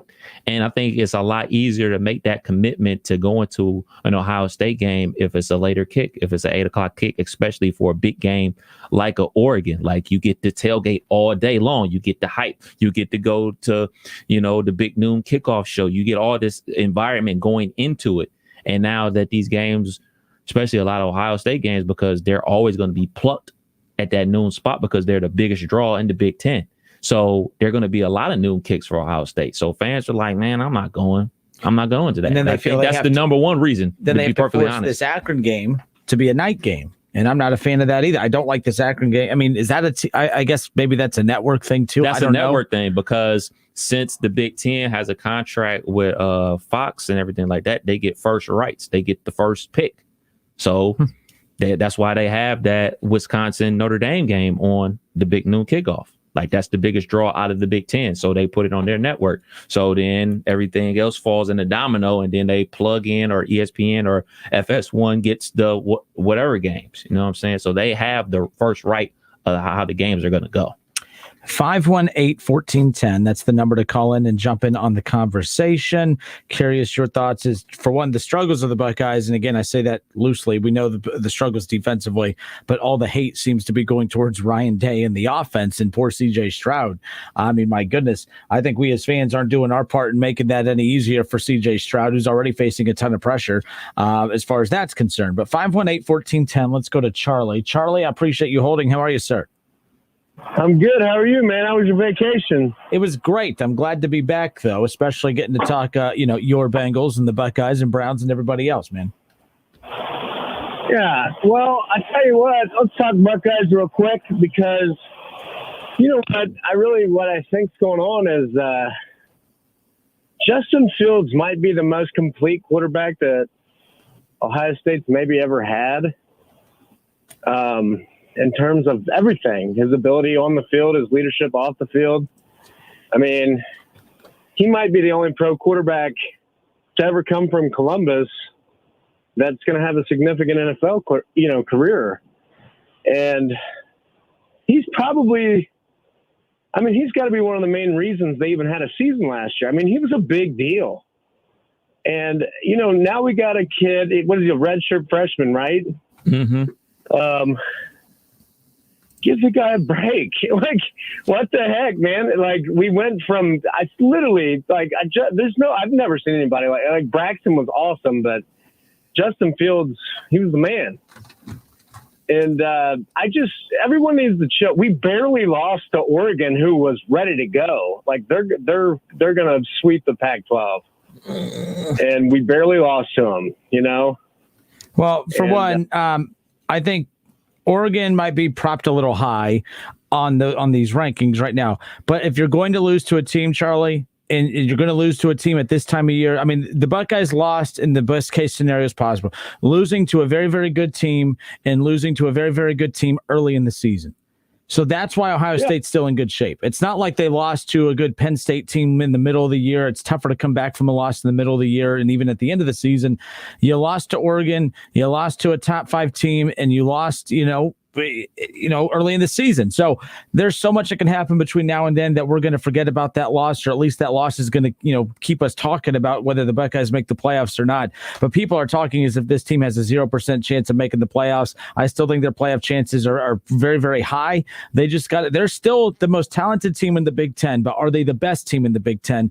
That's going to be the big question moving forward. I'll never doubt that they're the most talented. Of course, they're the most talented, but as far as being the best team, when I talk about that with Kentucky basketball all the time, Kentucky has the most talented roster more years than not in the SEC, but it doesn't mean they have the best team. And that's kind of how I feel about Ohio State right now, unfortunately. Well, and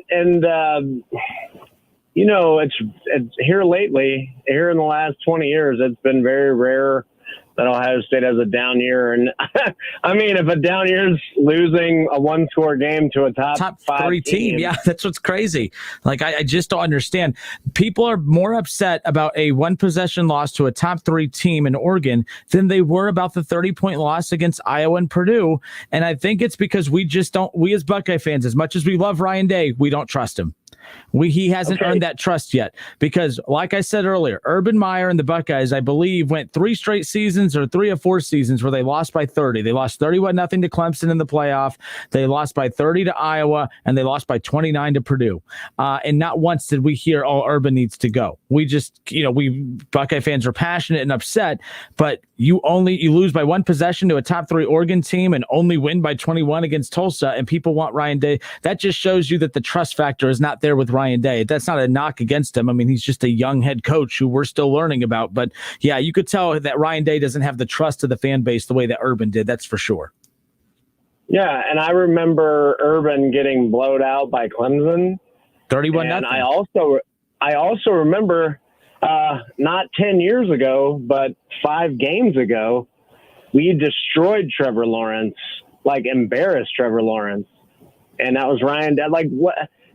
I've seen some of this stuff on the internet, and I'm like, are you kidding? We just played in the national championship this year, 2021. You're preaching to the choir, man. I'm with you. We don't agree often. Crazy. That is crazy.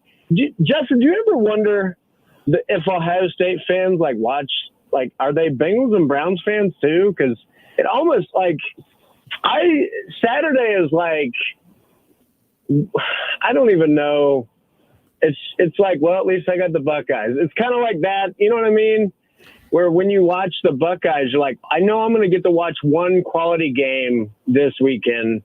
Yeah. And without any doubt.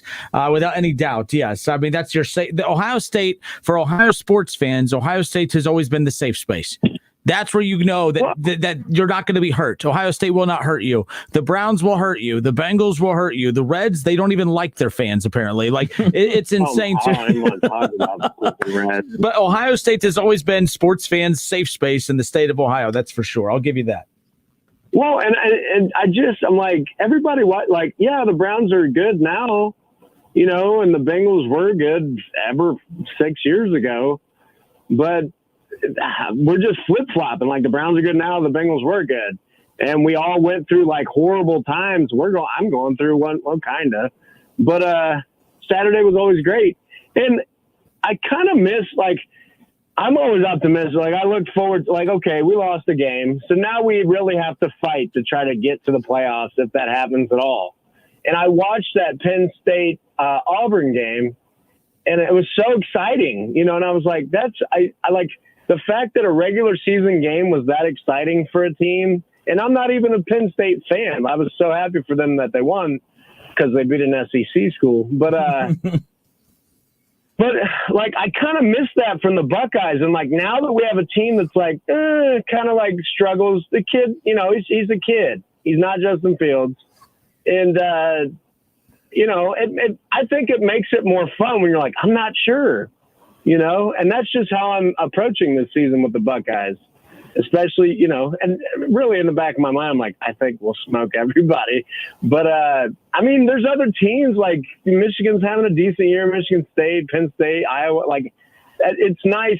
Here's the whole thing, though. Aside from the Buckeyes, the freaking Big Ten, if you catch the Buckeyes, sometimes this happens to Alabama where they lose a game. But Joe Burrow and LSU won a national championship. So, hey, Penn State, Iowa, all you guys, why don't you step up and take advantage of this? You know what I'm saying? Like, why does Ohio State always have to carry all the weight? You know? Well, and Penn State did that. James Franklin finally won a big. And Charlie, thank you, man, for the call. We appreciate it, man. All right. See you guys. See you. Later. James Franklin and Penn State finally won the big one, by the way. That was always my biggest criticism of James Franklin is he's always played in a lot of these big games. They haven't been able to close them out. Finally got that big win over the weekend. I know they beat Ohio State a few years ago. Of course, that was the year that they actually won the Big Ten championship and still got left out of the playoff, and Ohio State made it over them. That was that 31-0 shutout loss to Clemson, unfortunately, that year. But, man, I tell you, so that caller, I think last segment, I think his name was Scott. Scott, yes. So Scott had mentioned the fact that, okay, all the fans under 40, I'm 31, going to be 32, you're under 40. You know, we talk about the fact that everyone under 40 that we're horrible fans because of this. And I have been upset with the fans who have been calling for Ryan Day's job, and I've been upset with the fans who are just blasting CJ Stroud, who are very mad. But I guess I do have to flip-flop a little here because I do believe that these reactions are good reactions because these are not complacent reactions. These are not the Michigan fan reactions of, yeah, I'm mad at my team, but whatever. Like, if the second we get to a point where I feel like Buckeye fans are, oh, well, you know, whatever, you know, it is what it is, then I'm going to be really upset. I'm going to be really upset at that point. So although I agreed with Scott that our fan base is being a little dramatic right now and over the top, I actually think that I would rather be like the fans under 40 than be like the fans over 40, because the fans over 40 keep making excuses and comments like, well, I watched a lot of average to down years for Ohio State, and, you know, that's just part of it. Well, maybe Ohio State fans have seen it for 20 years now, and we're saying it doesn't have to be that way. Ohio State's proven that we shouldn't have these down years. Alabama's proving it. Now, Alabama's unfair. I always used to say the Patriots and the NFL, stop using the Patriot way as the way you're following, because you're not. That's rare what they're doing. You got to find that next team that you can kind of put yourself in a boat with and say, this is more sustainable. This is more goal. You know, you could reach that goal. Alabama, take them out of the equation. But I mean, Clemson, who they're having a very similar year to Ohio State. I mean, I think Clemson and Ohio State, you got to take Alabama out of the mold here in the conversation here. Alabama or Ohio State and Clemson are the programs that everyone's aspiring to be. Yes, you would love to be Alabama, but I do believe your Buckeyes and Clemson Tigers programs right now, those are the two best programs that are more realistically attainable if you're a goal-oriented, program. So I don't think there's anything wrong with Ohio State. Their defense is bad. So what? Will it get better this year? I don't know, but you got to play with the cards that you've been dealt. This is not a big picture problem. This might be a one season problem, which can be a little scary for some because we only live in the now. But overall, I disagree with that caller, Scott, now, as we've kind of been removed from the call for a few moments. I've had time to think about it. I would rather be the dramatic, over-the-top, fire Ryan Day, CJ Stroud's garbage, oh, my God, this team is so bad. I would rather the fans be that than to be like Scott. No offense, Scott, but hear me out. I would rather the fans be over-the-top, overreacting, than to be like Scott that says, yeah, well, I've lived through some down seasons, and it's just part of it. Buckeye fans our age are saying, no.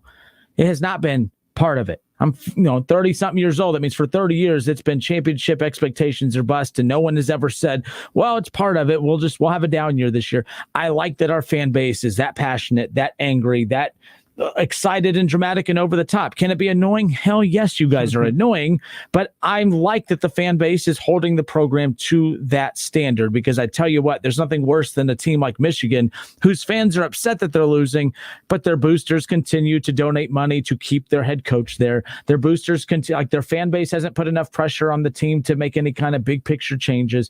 I would much rather be us than that team up north for so many reasons, of course. Isn't it a happy medium, though? Can't we find the good in-between spot where, how Scott was talking about, he's over 40, he's seen a lot of losing years, and then people, he's talking about under the age of 40, like, oh, trying to burn the house down. Isn't there a happy medium?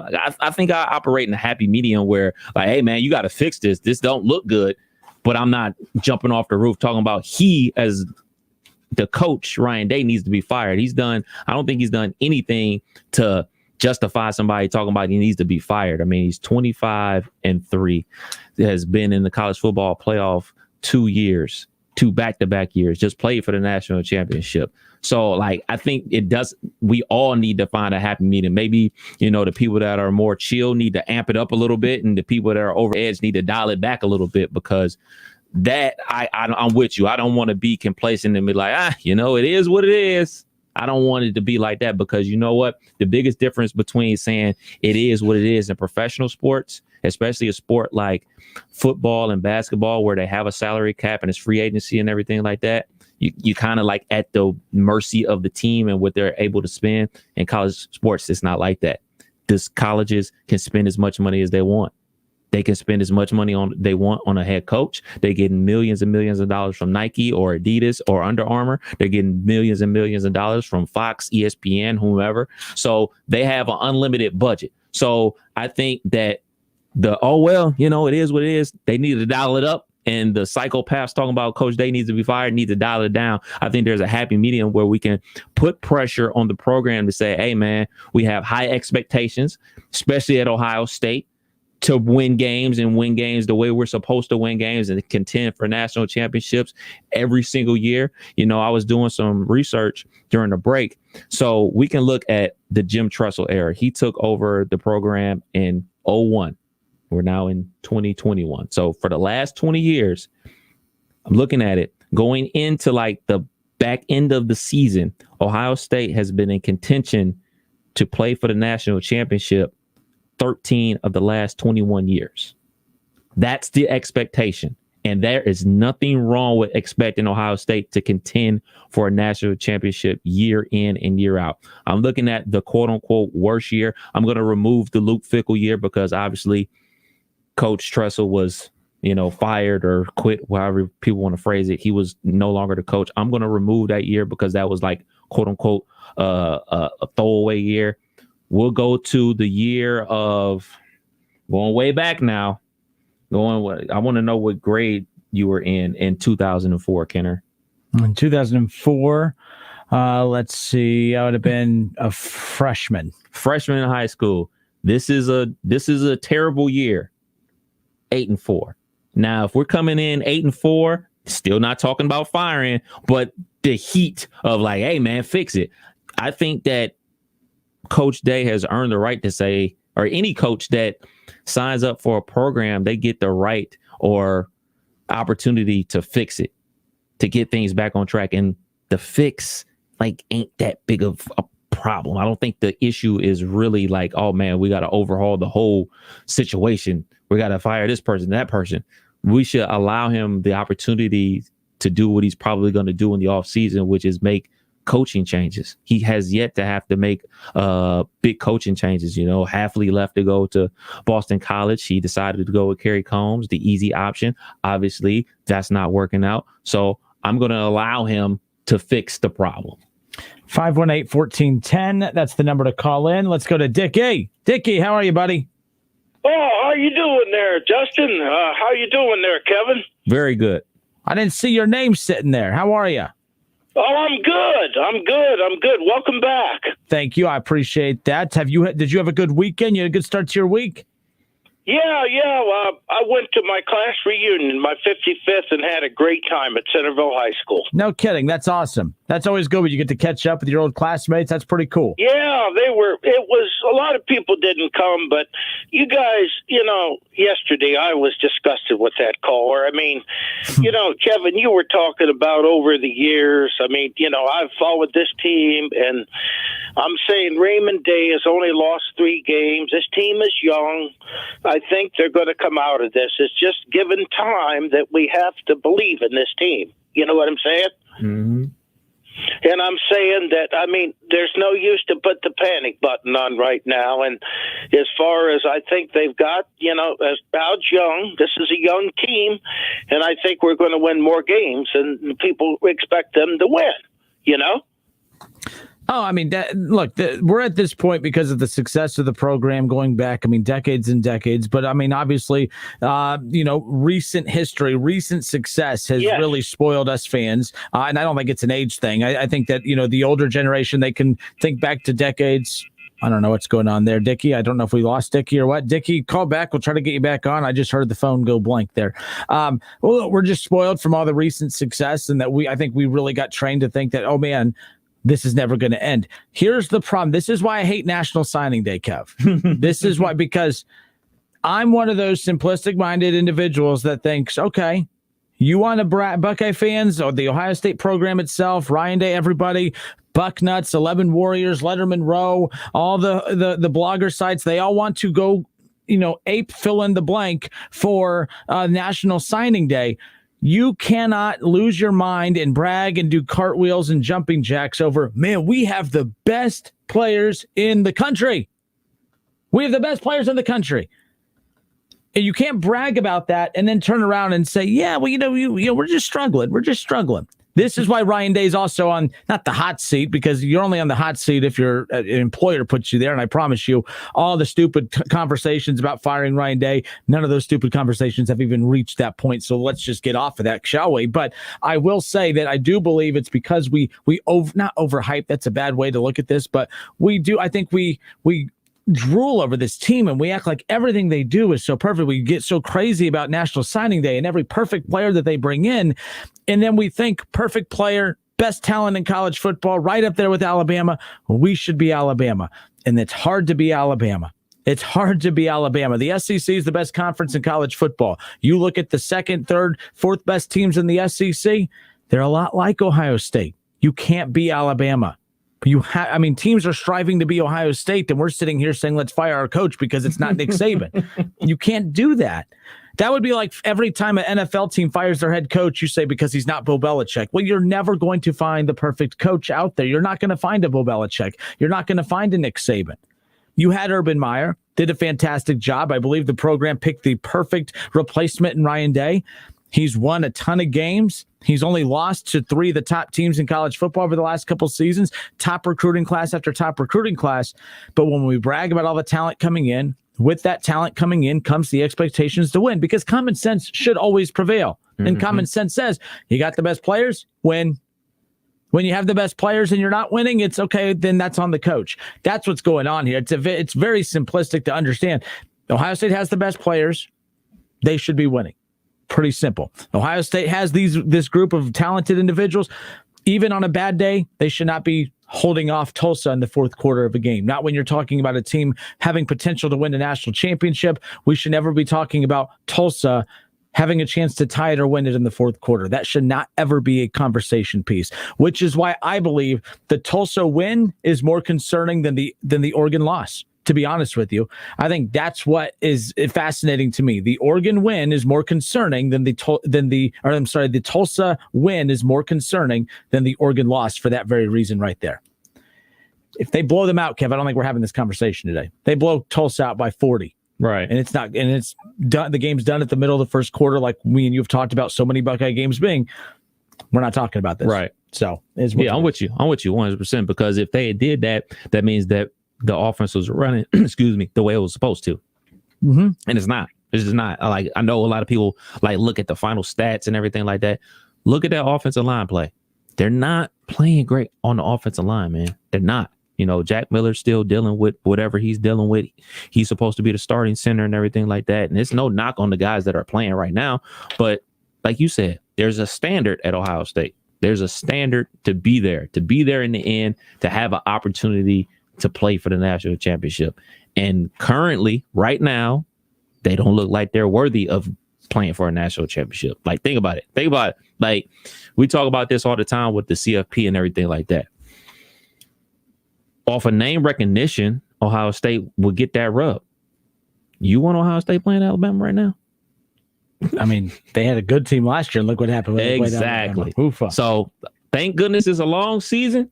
Thank goodness Coach Day is there, and he's going to be working these guys and working things out to get this thing fixed.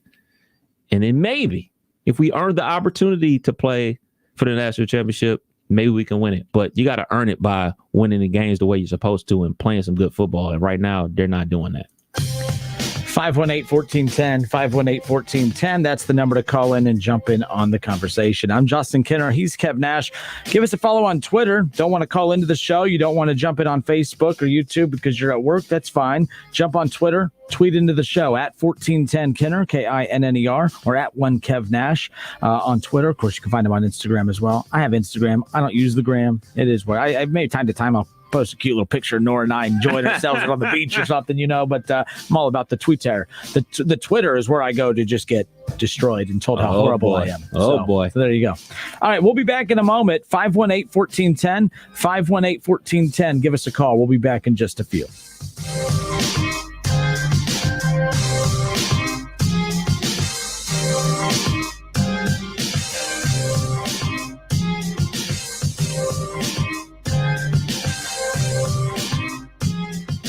It's the Justin Kinner Show with Kev Nash, presented by Orion Sports Medicine. ESPN 1410 Wing AM weather.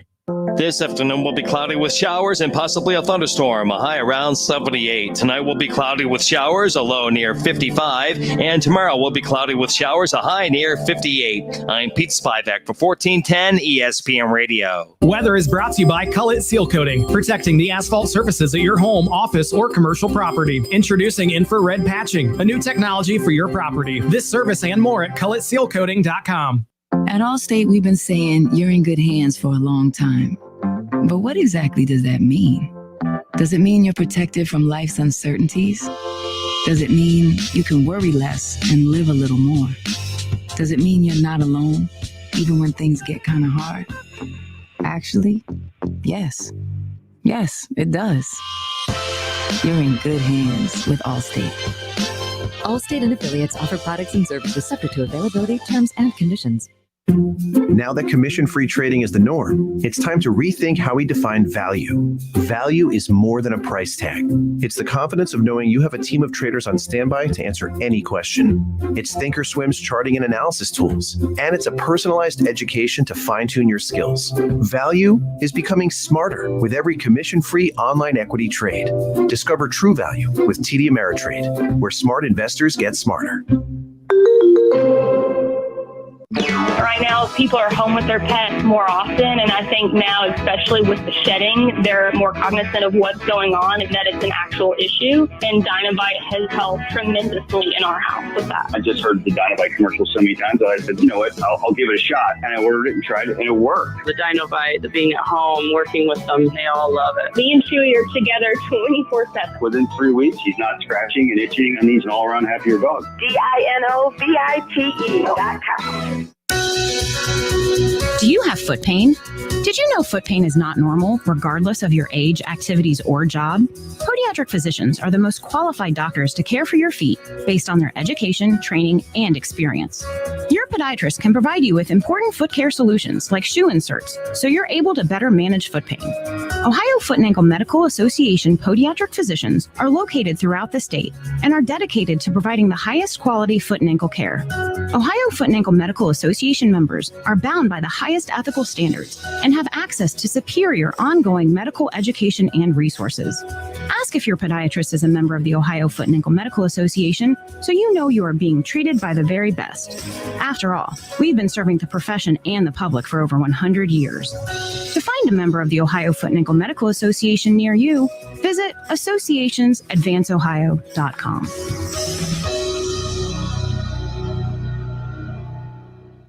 Today's job market is full of demand for skilled trade workers. Electricians, welders, mechanics, these and other trades are the backbone of every community. They're also a huge part in making sure the Army National Guard is always fulfilling its mission of service to our country and communities. Soldiers train to keep the power flowing, engines running, and supplies moving. The skilled trades these soldiers perform are the same ones needed in today's civilian workforce. Army National Guard soldiers are on the fast track to learning skills that can set them up for success at home with companies looking to hire the best. With options from plumber to helicopter mechanic and everything in between, soldiers are able to select the trades that best fit their lives. Their resumes are being built through their paid training and part-time service. Find out how you too can learn a trade profession and serve your community and country by visiting NationalGuard.com. Sponsored by the Ohio Army National Guard. Aired by the Ohio Association of Broadcasters and this station. Cordell Transportation is now hiring Class A CDL drivers. $5,000 sign-on bonus. That's right, $5,000 sign-on bonus. Home daily dedicated lanes, no touch freight. Apply today at CordellTransportation.com. Cordell Transportation, driven to succeed. Listen to this station anytime, anywhere on Odyssey. Odyssey is your new audio home for all the music, news, sports, and podcasts that matter to you. Odyssey. That's AUDACY. You have empty office space to fill or home office to create. You know what you need. You know what you'd like. But you also have a pretty good idea after you've shopped around the usual places what you need and what you like might not happen. Well, then you haven't been to Charles Larrick's Warehouse Outlet. Nobody has their selection. Nobody has their discounts. And every week there's something new. If you need office furniture, Larrick's Warehouse Outlet can sell it to you for half the price and below manufacturer's selected prices. Half price and below on hundreds of items. Selection from budget to the best. Really, desks from $50 to $5,000. Filing cabinets from $25 to $500. Before you go anywhere else, do yourself a favor and come to Larrick's Warehouse Outlet. With 25,000 square feet of selection, you're not going to go anywhere else. Larrick's Warehouse Outlet at 23 McOil Avenue, Dayton. Open Monday through Friday, 9 to 6. Larrick's, continuing the tradition. At CDW, we get that a cyborg assistant won't make your employees more productive from home. Please, call me Brian. I can vacuum your dog. That's great. But at CDW, we can design a productivity solution with Lenovo devices that offer fast, reliable connectivity to help your people manage their workloads the right way. Can I have a human hug? No. For technology that moves you forward, trust Lenovo and IT orchestration by CDW. People who get it. Learn more at cdw.com/Lenovo client. Liberty Mutual Insurance Company presents. And don't you just love the smell of old books? Shh, this is a library. Sorry, ma'am. We're looking for a book titled Liberty Mutual Customizes Your Car Insurance so you only pay for what you need. I don't think we carry that, but check nonfiction. He really does devour literature. Please leave. Only pay for what you need. Liberty, liberty, liberty, liberty. Dan Abrams and his live PD sidekick Sticks return in a new program, Dan Abrams Live. Premieres Monday, September 27th at 8/7 Central on News Nation. Don't miss the Justin Kinner Show with Kev Nash, presented by Orion Sports Medicine. Weekdays from 3 to 6 p.m. right here on Dayton's ESPN Radio, 1410 Wing AM.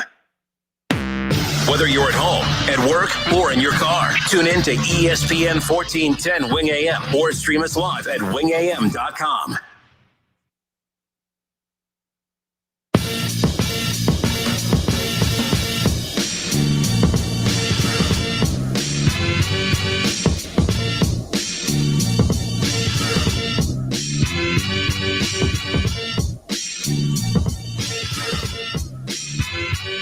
All right, we welcome you back. Justin Kinner, Kev Nash with you here on Dayton's ESPN radio station, 1410 ESPN Radio. So I'm excited. Tomorrow's show, WWE reached out and they have sent us quite a few tickets for WWE Extreme Rules in Columbus this Sunday night. So on tomorrow's show, make sure you're tuning in right at 3 o'clock. I will have instructions for you on how you can have a chance to win free tickets to see WWE Extreme Rules Nationwide Arena, 7 o'clock this Sunday night in Columbus. I'm pretty jacked about that, so we'll be giving those tickets away tomorrow. And also, I would love to give you a chance to get a free secondhand high at the Dave Matthews concert. I don't know if you've ever been to a Dave Matthews concert, but I'm telling you, you don't even have to bring your own funny cigarettes. You can just inhale and take in everybody else's. I'm just saying. So I'm pretty excited about that concert next Tuesday night at Riverbend in Cincinnati. So there you go. I know I tried to make a joke and I butchered it. That's a typical Kinner move. Whatever. It is what it is. It's still funny. So I was trying to make getting high joke and it just backfired. Am I high right now? Maybe. 518-14. You did just come back from vacation. I could tell you I was not high on vacation, But the people who had the room on top of us, when we sit on the balcony watching the rain all freaking week, we could smell the marijuana. Oh, good. It was coming from very close. So, is it legal in Ohio yet? I don't know. No, it's not. But rules are the rules. Rules. Look, for me, it's always, hey, rules are the rules, but you're the idiot that gets caught. I mean, just don't get caught. I mean, that's the same for anything. Yeah, rules are the rules. I'm not about to run in the Olympics, though. I'm just saying. I'm not about to run it all. 518-1410 reaction to all this Ohio State talk today. I promise we'll move on. Kev Nash and I will give you our top 5, bottom 5 NFL teams. Something we like to do is each week when the season comes to an end. By the way, we do have our week 1 and week 2 winners for the Pro Football Pick'em contest at wingam.com. In fact, just got the I got the prizes for all of our winners from Frickers today. $25 in Frickers Fun Bucks will be awarded to the weekly round winners. So make sure you get your picks submitted at wingam.com for week 3. And I'm already mad at myself. Every year I do this, I either forget a week or I don't submit it properly and it ticks me off. I did my week 1 picks. Apparently I've used 2 different emails making accounts for this, because I used one email to submit my picks in week 1, and then I used a different email for week 2. I was so ticked off. I was like, how am I scored so low? I mean, I know nothing about sports, as I found out yesterday. I didn't play linebacker at Miami of Ohio, so I know nothing about football. But the bottom, what? You're the worst, man. That's what I've been told. But yeah, get your picks submitted there. 518-1410. Let's go to Rob. Rob, I appreciate you holding, sir. How are you? I'm doing well. How you guys doing? Good. Do you want to get high at a Dave Matthews Band concert next week? No, I've never. What about getting high? Do you want to get high? No, not really. My wife would probably get mad at me. Tell her to get high too. Everyone will be real happy. I'm not promoting drugs, right, folks. I'm just relaxed. Anyways, you called in for a reason. I'm sure not to talk about getting high at a Dave Matthews Band concert. So go ahead. What do you got for us football-wise? Football-wise, of course, Notre Dame, I'm happy that they're 3-0. People could tell me how bad they're playing, but they've won every game. So they got Wisconsin coming up at Soldier Field. I believe that Wisconsin, I think, might be favored by 3. See what happens. And then the week after, they have Cincinnati. I'm so pumped. I hope both teams are going to be undefeated. UC will be. They have a bye week this week. Yeah, I know that. Yeah, so Wisconsin had a bye week last week, so they're all getting ready for Notre Dame, I guess. So I'm happy about my Irish, of course. And I'm very, now I'm going to talk about Ohio State football. Real quick, I think Ohio State fans will be rooting for Notre Dame against Cincinnati, because Ohio State, they don't like that Cincinnati's ranked ahead of them. So I think they'll be pulling for Notre Dame to beat Cincinnati in 2 weeks. Right. And there you go. By the way, in Pensacola, there was quite a few Cincinnati. I was amazed at how many Bearcats fans there were in Pensacola, by the way. But anyways, back to you, Rob. Okay, thank you. But so Ohio State fan, if you want to win a national championship almost every year, and you believe that reality is going to hit, and you think you're going to win one almost every year, just become an Alabama fan. Now, if you want to get really serious, the team is struggling. I get it, but they've only lost 1 game. They could win out and still make the playoffs. It is very possible. Okay, because a lot of the Big Ten teams are going to be playing each other. I do believe that Iowa has the best team in the Big Ten, but that doesn't mean anything if they don't get to the Big Ten championship or if Ohio State beats them. And they can. Well, I tell you what, you want to know the crazy team that I'm actually concerned about, as weird as this sounds, in the Big Ten for Ohio State? Maryland, because of, not just because of that game, because of their quarterback. Any team with a good quarterback scares the hell out of me. And Maryland has a good quarterback. I mean, you look at the fact that Tulsa, they had a quarterback just put up over 400 yards on Ohio State. So, yeah, I am a little worried about Maryland here. I know you're talking about Iowa, and they wouldn't face Iowa to the Big Ten title game, or maybe Wisconsin at that point. But all I'm saying is that, Indiana, as bad as Indiana was, Cincinnati just blew them out. But it was close for a while. Any team with a decent quarterback or a good quarterback has me concerned. Indiana has a good quarterback. quarterback. Maryland has a pretty skilled quarterback. Those are the teams that worry me more than anybody else, and that's going to be those are the teams that I have circled moving forward. It's not the quality of the team that I'm worried about. It's the quality of the quarterback, because it's the defense for Ohio State that scares me. Whether it's C.J. Stroud or Kyle McCord or whoever, they will still be the best quarterback on the field at all times, in my opinion. I'm not worried about that whatsoever, even when they struggle. Well, I'll be real quick here. I believe that Stroud has played good enough for them to win every game. Mm-hmm. Okay? He's 18, 19 years old. Okay? They just don't have the talent in positions that they usually have talent in. Cornerback, defensive line. They're just not the same team, but they still can win every game that they have left. I agree, Rob. Hey, and I'm pulling for Notre Dame against Cincinnati. I'll give you that one. Yeah, do that. And no, hold up, time out. I'm going for Cincinnati against Notre Dame. I flip-flopped that. I changed my mind. I realized as much as I don't like Cincinnati, I don't like Notre Dame more. I'm sorry, I can't be nice to you. Almost gave you the middle finger on the camera too. That's okay, because most of your predictions are wrong anyway. Okay. You know what? I hope Notre Dame loses the rest of the damn games all season long, Rob. That was uncalled for.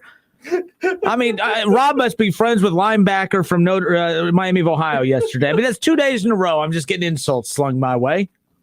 I know what I'm talking about. Did I play football? Hell yeah, I was one of the best freshman football players on the team.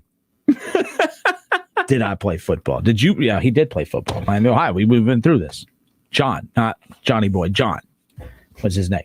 518-1410. Let's go to Jeff. Jeff, how are you? If you're going to insult me, let's get it off the bat. Hurry up, right off the bat. Let's just get to it.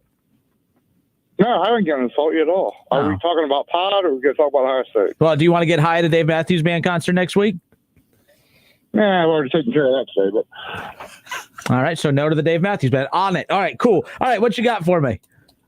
All this about Ohio State, man. I mean, Ryan Day losing his job is preposterous.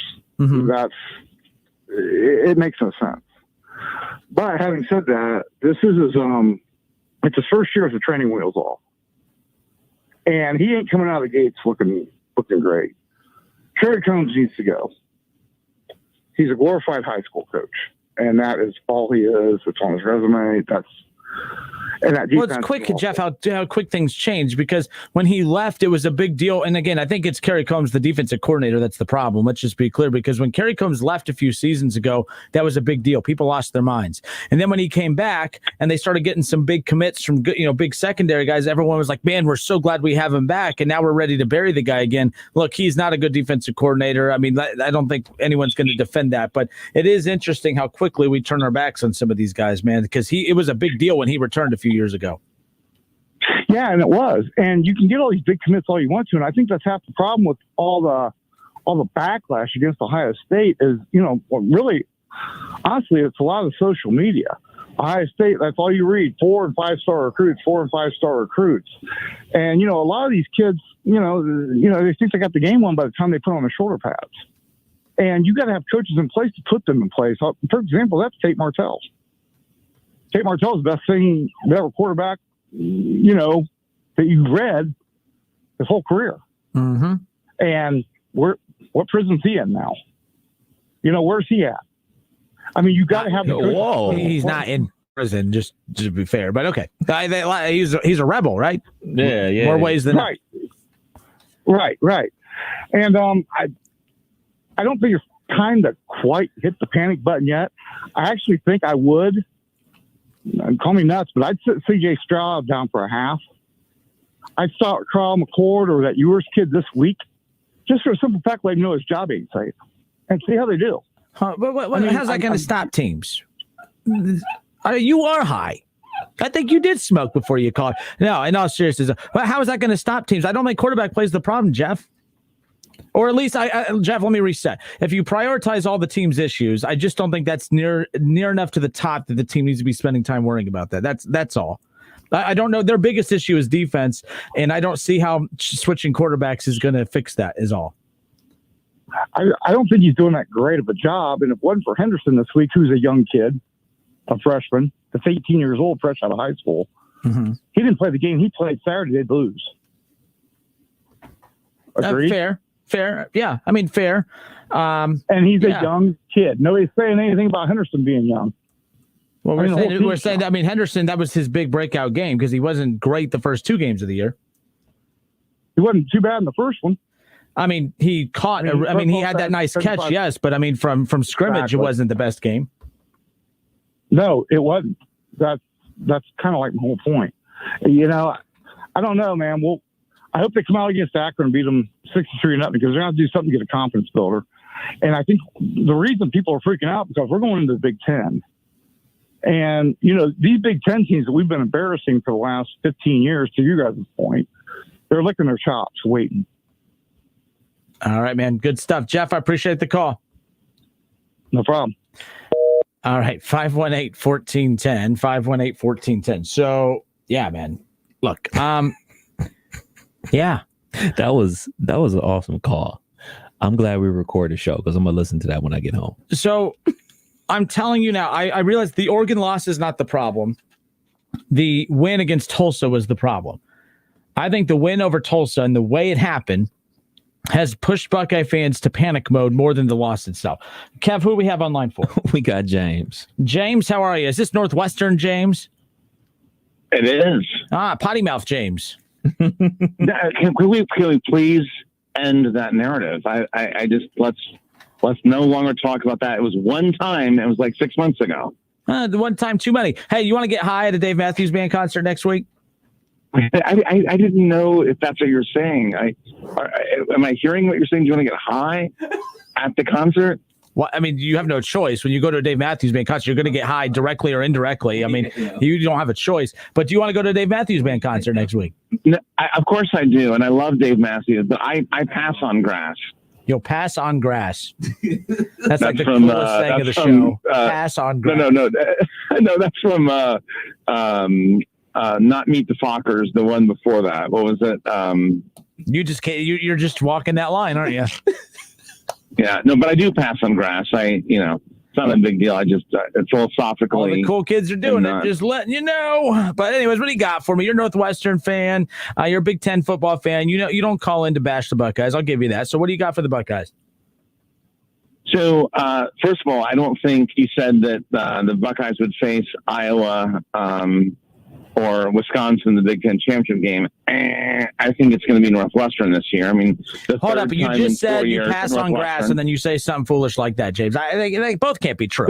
You can't say you pass on grass and then say Northwestern's going to be in the Big Ten championship game. Has Northwestern been in 2 of the last 3 Big Ten championship games? Yes, played them and all their losses. Yep, all those losses combined. Yep, but see, Iowa's for real. Wisconsin's for real. Northwestern, they're going to have to earn their way in. They're the last. They've just been the last. And they will. That kid from Michigan State still running. Didn't he go for like 2.5? Keep on. Kevin, that's good. That's good. Woo. No. So we got our new quarterback. we got a new quarterback and Andrew Marty, and I don't know. We'll see. But I think you both know that and Keith knows that my son is a junior at Ohio State, and huge Buckeye fan. You know, they're the student body. At least my son feels that very solid chance still to make the playoffs and win a national championship. And if the defense can step it up a little bit, there's a chance there. What do you guys think?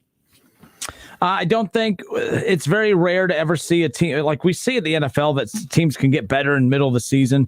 In college, Kev, I can't think of an example of teams that get better throughout the year. Defensively, though, like when they're this bad defensively, do you think they can get improved?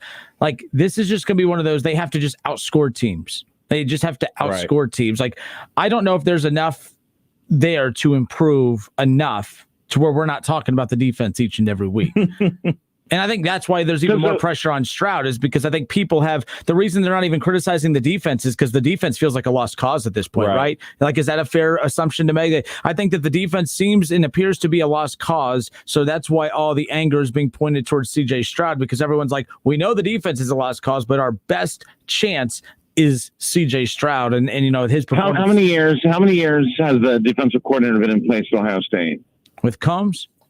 This is third since coming year? back full time as defensive coordinator, though. Yeah, this should be it's heading into No, this second year. This is second year. Last year didn't count. So second year. So he's a not a rookie, but he's a novice. And again, so last year Northwestern Ohio State, 3 years ago Northwestern Ohio State. Northwestern's defense was awful 3 years ago. We went 1-3, and we turned it around. On the defensive side of the ball, we went to the Big Ten championship game. I'm looking at the athletes, athletic capability of the guys that are playing on the line and in the secondary. I think we have the talent. I think we give this Combs guy a chance. I'm optimistic, but I think they can do it. Well, I mean, and Buckeye fans, I don't know how many of them agree with you, but I think that they should hope that you are right in this situation. But James, we're out of time, man. I appreciate the call. Love you guys. Adios. Peace. 518-1410. You can't say you pass on grass and then say 1-2 Northwestern is going to get to the Big Ten championship game. I actually think that side of the Big Ten is actually tougher this year. I never thought I would ever say that. But Iowa and Wisconsin. Maybe I shouldn't say that they're better than the Ohio State side, but this is as competitive as I can remember that side of the division being in quite some time. With Iowa not just being good, but good, like good. Wisconsin, same thing. Iowa's very good. Wisconsin is aight. The problem is Wisconsin already has a loss, so that's going to be right. They lost to Penn State, and the East is definitely better. I mean, Penn State, Ohio State, the way Michigan's playing, the way Michigan State is playing. Yeah, I was dead wrong on that. My bad. But it just feels more competitive on that side. I mean, Minnesota, unfortunately, with the injuries that they've sustained too, like they're way more competitive than usual. I mean, mixed with the Iowa and everything else. Think about it like this: stars didn't line up the way they should. If Nebraska didn't lay that egg that they did in week 1 versus Illinois and just had that close game that they did with Oklahoma, think about the perception of Nebraska football right now. We would be saying like, hey man, Nebraska, man, hey, watch out. Like Minnesota, like, not bad. Not bad. I see you making progress, but that loss to Illinois in week 1 is hanging over their head and it's going to burn them in the long run. So no matter how good they played against Oklahoma, no matter how good they played throughout the rest of the regular season, that opening week loss is going to hang over their head and spoil their entire season.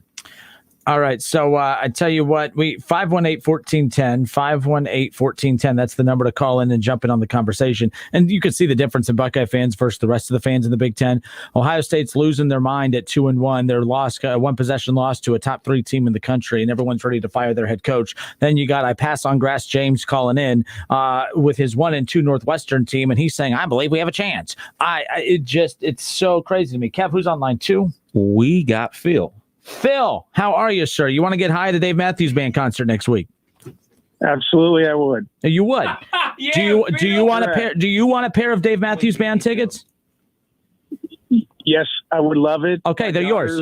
It's that simple. Yes, I'm gonna keep you on hold after this part of the show, and I'll tell you how you can come pick up your tickets. It was that simple. Yes, my daughters bought me tickets for Father's Day a couple years ago, and I would love to go again. All right. Well, you just got a pair of Dave Matthews Band tickets. You'll be getting high at the Dave Matthews Band concert next Tuesday. But no, we'll keep you on hold after this phone call, and we'll get your information. We'll tell you how you can come pick them up. Sound good? Sure. All right. Let's talk some Buckeyes, shall we? You bet. I have to agree with Kevin a little bit. And all honesty, I think there's multiple things about the Buckeyes, and one is they were so great last year. How many people did they have drafted to the NFL? They have a lot of new people in place. Their defensive coordinator is not what it needs to be. But in all honesty, Ryan Day is an amazing coach, in my opinion. Mm-hmm. He's an offensive genius. And in truth, I don't know for sure, but the Ohio State Buckeyes have only lost one regular season game under Ryan Day 2 at the most, but I only think it's 1. No, it's 1, and that one loss was against the number 3 team in the country in 1 possession. So, I mean, I'm with you. I mean, I'm so amazed that we have spent so much time this week having to defend Ryan Day. Like, you want to bash the defense, fine. You want to criticize Stroud a little, I can live with that. But this whole mindset that Day is the problem, it just that's what I'm really struggling with, wrapping my head around that perception right there. I have a problem with that one. That's totally inconceivable. And truth of the matter is, what Kevin said is that it just doesn't happen to Ohio State. It happens to everyone at some point in time. And the key factor is, can you really, find a way to correct things as things go on? So the real proof in my mind is, let's see how we, improve as the season goes on, and go from there. No, Phil, you bring up a lot of good points, but I'm getting the green light now that we have to hit this commercial break. So unfortunately, we have to cut your call short, but I'm going to keep you on hold because I'm going to tell you how you can go pick up your Dave Matthews Band tickets. Sound good? That's perfect. Thank you so much, Justin. All right, stay on hold. Don't go anywhere. All right, 518-1410. That's the number to call in. Hour 3 coming up. Look, we'll continue taking your calls. And the second we run out of these calls with Buckeyes, we'll move on to our NFL top 5, bottom 5.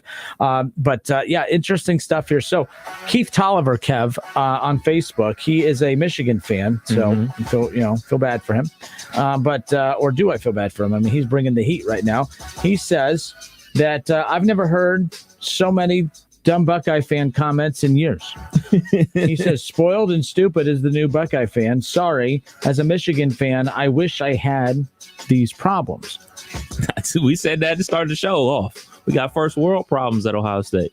First world problems, dude. We lost a game. Oh, my goodness. What are we going to do now? Oh, we played terrible after expecting to blow Oregon out.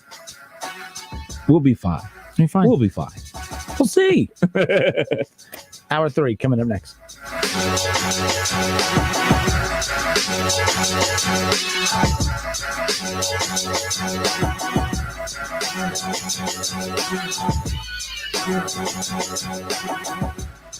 Listen, stream, watch. It's the Justin Kinner Show with Kev Nash, right here on Dayton's ESPN Radio, 1410 Wing AM. WING 1410 Dayton, Dayton's ESPN Radio. Take in a Reds game from the Kroger bleachers for some fun in the sun this summer. Offering one of the best values at the ballpark, the Kroger bleachers are a great location to watch the action with family and friends while cheering on your Reds. Plus, you can take advantage of the Kroger meal deal at every game, which includes a hot dog, soft drink, chips, and a snack. Get your tickets today at Reds.com. Hi, John Glazer here for Glazer Soft Water. We've been making water great since 1988, and no matter what your water issues, we have solutions. Your city water can be clear, but still be hard and have the taste and odor of chlorine. Well water can look, smell, and taste terrible. Glazer Soft Water will fix your water and will even include a 7-year parts and labor warranty so you don't have to worry. Visit our website to learn more at glazersoftwater.com. Glazer Water really is better water. Hello, I'm Clerk of Court Rob Scott, serving Kettering, Centerville, Moraine, and Washington Township. From October 18th to October 29th, you can come to Kettering Municipal Court and pay off half your fines and costs, and the other half will be waived. There is nothing to fear. Come pay off half your fee. This is brought to you by Rob Scott, Clerk of Court. At Menards, walk through the lighting showroom and find your style with Patriot Lighting. The B Collection has a modern country look. The lights feature whitewashed faux wood paired elegantly together with a galvanized finish for a perfect combination. Right now, all Patriot Lighting is 11% off. Get 11% off everything now at Menards. Good through September 25th. Savings are a mail-in rebate. Some exclusions apply. See store for details. Save big money at Menards. I struggled with symptoms like frequent gas and stomach pain for years. I was bloated all the time with daily diarrhea. At first, I thought it was what I was eating. I kept thinking it was stomach issues. So I did my research and talked to my doctor, and we finally uncovered the truth. It was actually EPI. Exocrine pancreatic insufficiency, or EPI, is a condition where your pancreas is unable to help break down your food. It can lead to symptoms like diarrhea, gas, bloating, stomach pain, unexplained weight loss, and oily stools. And EPI symptoms can be confused with those of other common digestive conditions, like irritable bowel syndrome, Crohn's, and celiac disease. So getting to the right diagnosis meant being more open with my doctor about the severity of my symptoms and how often they were happening. But there's good news. EPI is manageable, so don't wait any longer. Use the symptom checker at identifyepi.com and schedule a visit or call with your doctor to ask, could I have EPI? Sponsored by AbbVie. Hello, everyone. It's John Kozik, founder and president of TurboTrack Realty, and I buy houses as is, fast for cash. Call me today for an all-cash offer on any of your properties, and we can close within days at 614-470-2000, 614-470-2000. Do you own a property that's outdated and needs thousands of dollars in repairs? Great, I'll buy it. I'm a private real estate investor who can solve your real estate problems fast for cash. Do you want to sell and just be done with it? Okay, great. I buy vacant properties, boarded up houses, pre-foreclosures, and inherited properties. I also buy apartment buildings, rental portfolios, divorce homes. I even buy my tenant won't pay me the rent houses. I look forward to solving your real estate problems today. Call me today for an all-cash offer at 614-470-2000, 614-470-2000. Hey, here to tell you about my friends at Cordell Transportation. They're now hiring Class A CDL drivers and offering a $5,000 sign-on bonus. That's right, a $5,000 sign-on bonus, home daily, dedicated lanes, and no-touch freight. Brand new equipment as well, medical, dental, vision, and company-paid life insurance. Call Cody right now. Apply online at CordellTransportation.com. Cordell Transportation, driven to succeed. Hi, this is Sales Manager Jason High of Germain Honda Beaver Creek, personally inviting you to take advantage of the 0% financing on the Honda HR-V, Passport, and Pilot. Germain Honda has over 200 new Hondas to choose from, including the redesigned 2021 Honda Ridgeline and the 2022 Honda Odyssey, plus over 30 of the brand new 2022 Honda Civics to choose from. Now that's a selection no one else in the region can claim. Route 35 just east of 675 between Xenia and Beaver Creek. Germain Honda Beaver Creek, the right car, the right price, the right way. You may have heard that Allstate has new low auto rates, but isn't it time to see for yourself? Visit allstate.com or call an agent for a quote today. Heard you're buying a car. I brought my calculator. Dad, I already used Capital One Auto Navigator. I found my car online and got pre-qualified instantly, instead of all that. You know those things impact your credit score. Didn't impact my credit score, Dad. Now I'm going to the dealership for a test drive and to make the purchase. Sounds too easy. No, it's just easy. Capital One, what's in your wallet? Terms and conditions apply. Find out more at CapitalOne.com/Auto Navigator. The water. A deeper connection with water can change your life, and that's what the home's first smart water network does. It turns your everyday routine into a customized experience. Mowing. Fill the baby's bottle.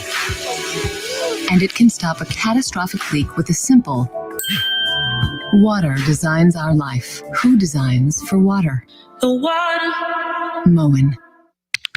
Oh, according to research, 82% of people remember radio ads. That means that 82% of you listening right now will remember that this is an ad for ZipRecruiter. If you're hiring, 82% of you will recall that ZipRecruiter makes hiring faster and easier. And 82% of you will note that you can try ZipRecruiter for free today. But you have to go to ZipRecruiter.com/find. 82% of you will keep in mind that ZipRecruiter's technology finds qualified people for your job and actively invites them to apply. Is that you? Who are you talking to? 82% of you will also know that I live with my mom. But the most important thing to note is that ZipRecruiter works. In fact, 4 out of 5 employers who post on ZipRecruiter get a quality candidate within the first day. Will you be part of the 82% who remember where you can try ZipRecruiter for free? It's ZipRecruiter.com/find. Again, that exclusive link is ZipRecruiter.com/find. That's ZipRecruiter.com/find. Frickin' football is here. Frickers has the games on all the screens and you score with savings. Enjoy your favorite ice cold domestic draft personal pictures for only $6.50. A 48-ounce personal picture for only $6.50. And enjoy a plate of your favorite frickin' nachos for just $7. Take your frickin' pick. Frickin' chicken nachos, Mississippi barbecue nachos, or Nachos Supreme, only $7. This season, don't just be a football fan, be a nacho fan. At the home for fun, food, sports, and spirits, Frickers. Panera believes in saying yes to things like the new sausage and pepperoni flatbread. Get free delivery when you order on the app through September 14th. Panera, live your yes. Restrictions apply. All sports, all the time. This is 1410 ESPN Radio. We're live. We're local. What are you gonna miss? He struck him out. We're Dayton's ESPN radio station. Now, let's send it to the WING studios for Dayton's only local sports talk show. It's the Justin Kinner Show with Kev Nash, presented by Orion Sports Medicine.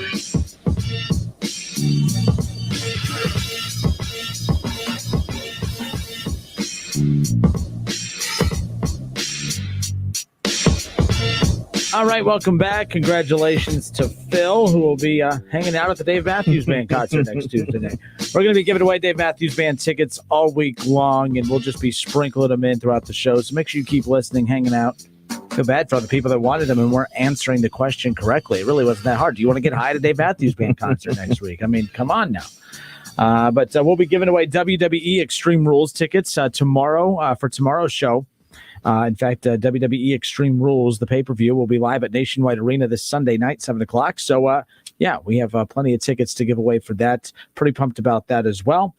So make sure you keep tuning into tomorrow's show. We'll be on immediately following the Reds game tomorrow afternoon. The Reds came from behind last night to beat the Pirates.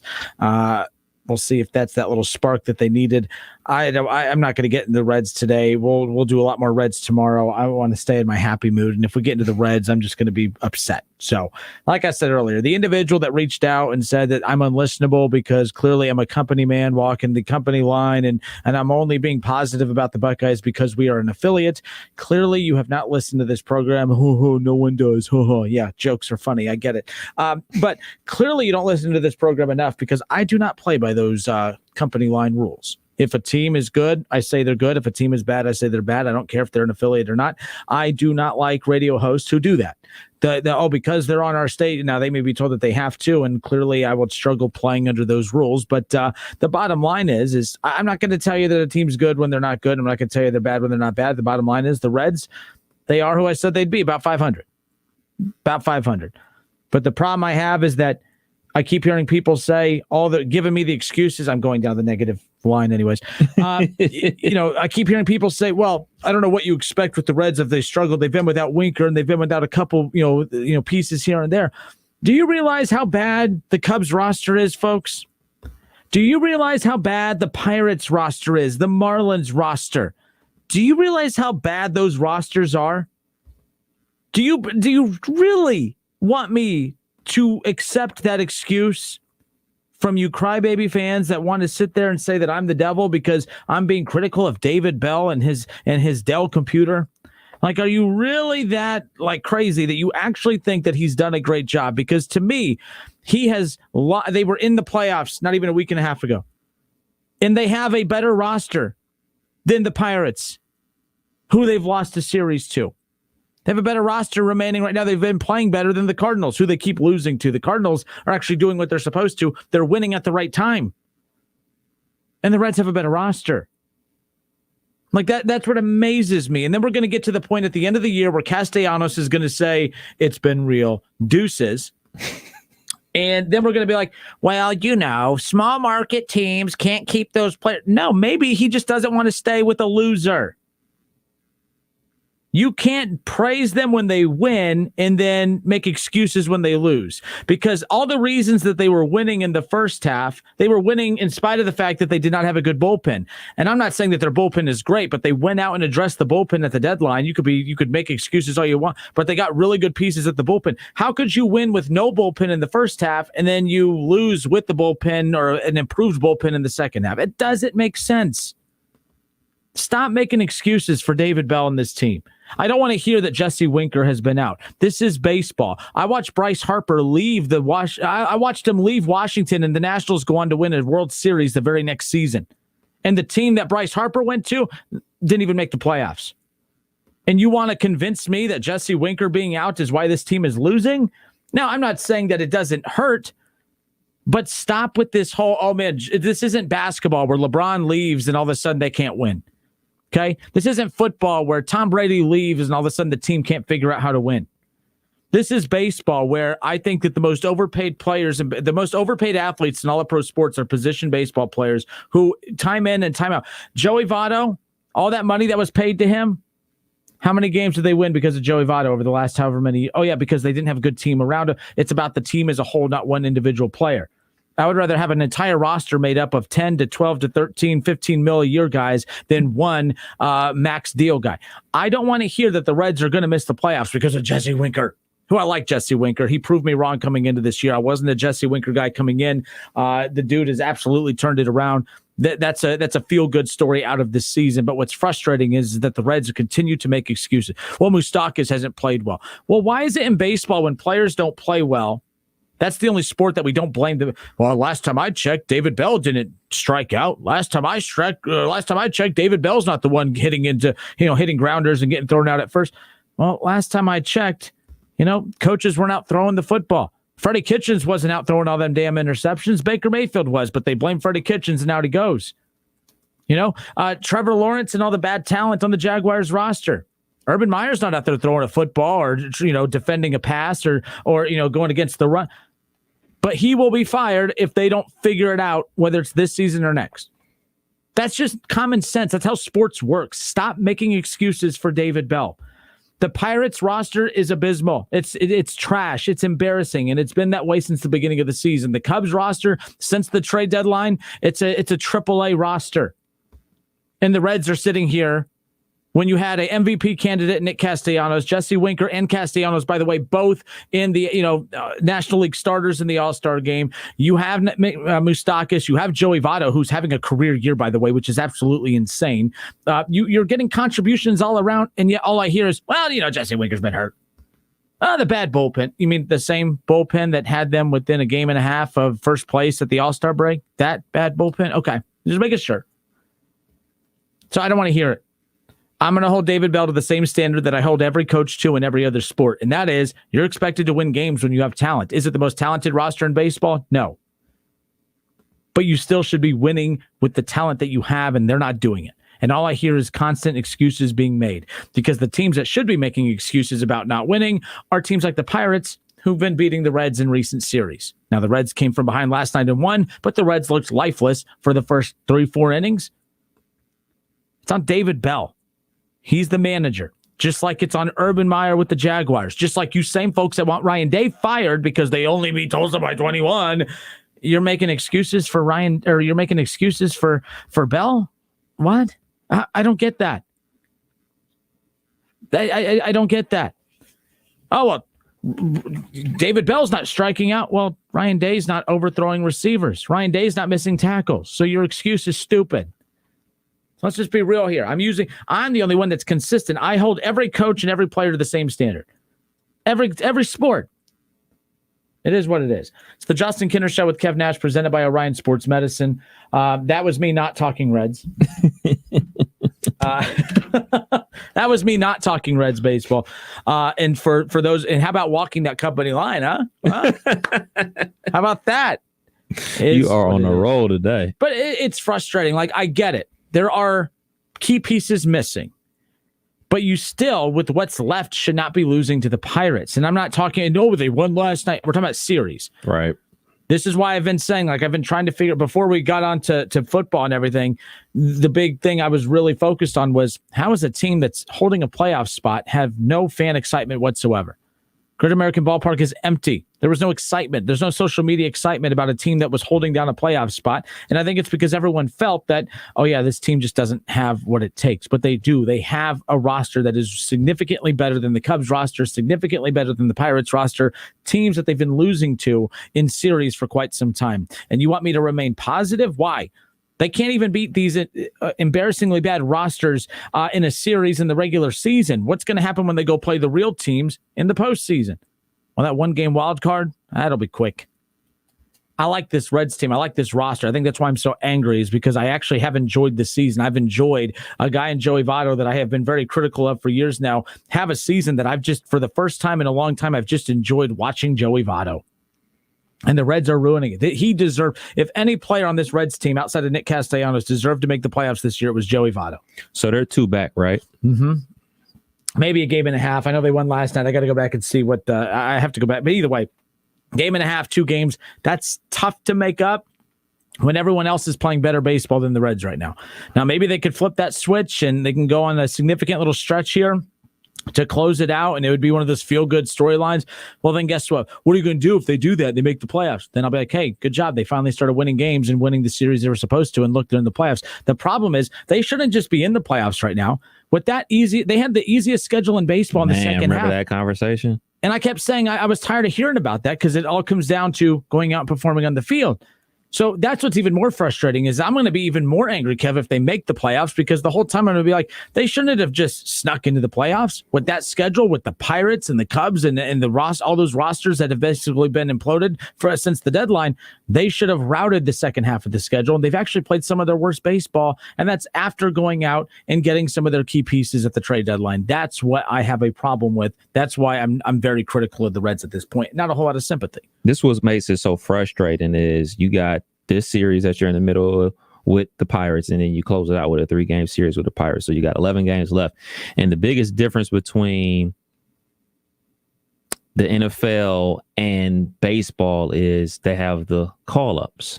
They don't have that in football. So in football, you still got veterans out there who are potentially playing for their next contract or auditioning for other teams. With these teams that have call-ups, they're getting rid of all their veterans. They're sitting the veterans down. They're bringing up young guys, young, inexperienced guys. 3 back. Keep going. 3 unexperienced. 3. You bringing up young, unexperienced guys. So you would think by experience sake alone, you will win majority of these series. And nobody's out here expecting them to sweep. And oh man, we're just out here raking. I never expect night. Sweeps. That's hard to do. No, even you can't do that. Teams. You can't do that because the pitcher may be having his best stuff that night.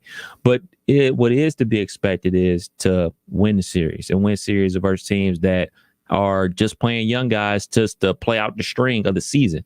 So that's why I will be frustrated as a Reds fan, because I believe this was probably 2 weeks after the All-Star break where they were on one of their upswings again and everything like that. And everything was looking gravy because we were looking at the rest of Milwaukee's schedule and looking at the rest of the Reds schedule. And then we were comparing them and the San Diego Padres and we got the weakest schedule.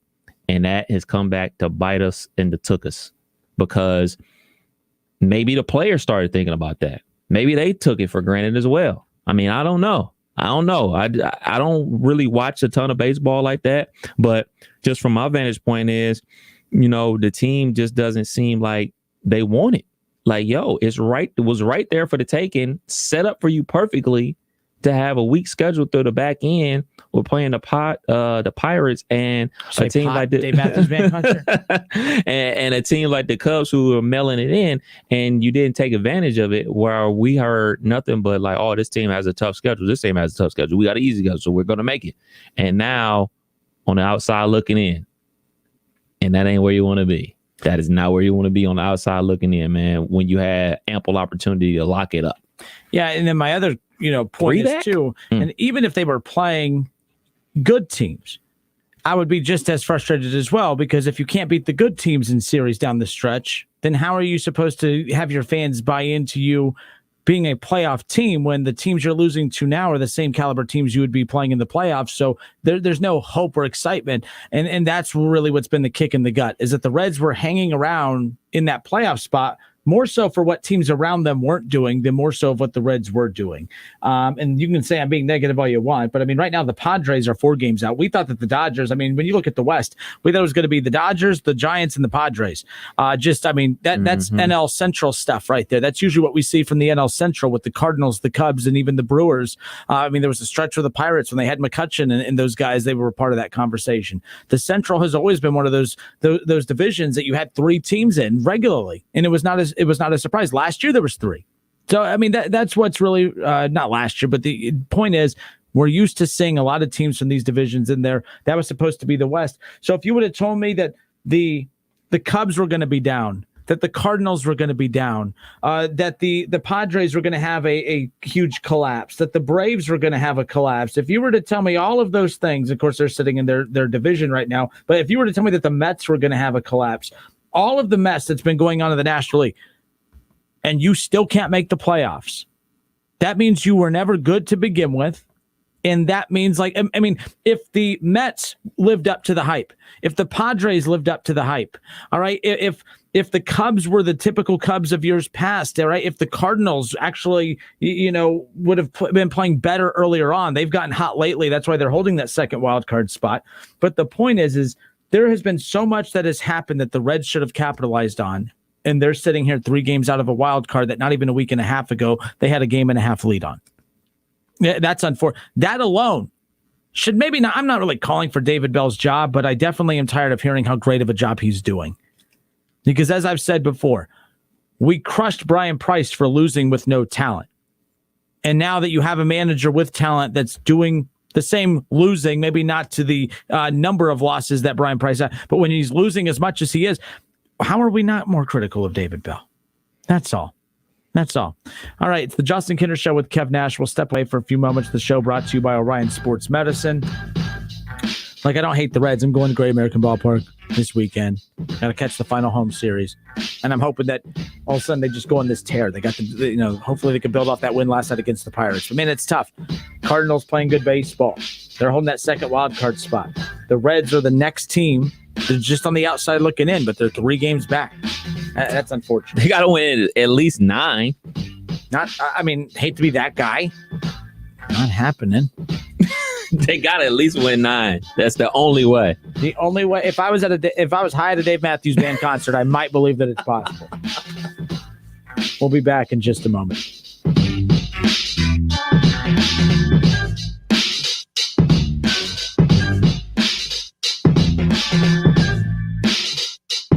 It's the Justin Kinner Show with Kev Nash, presented by Orion Sports Medicine.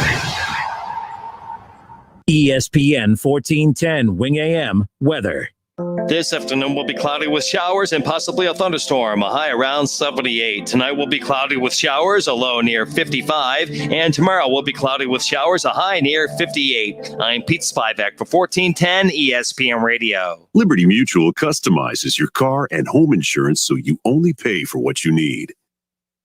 Liberty, liberty, liberty, liberty.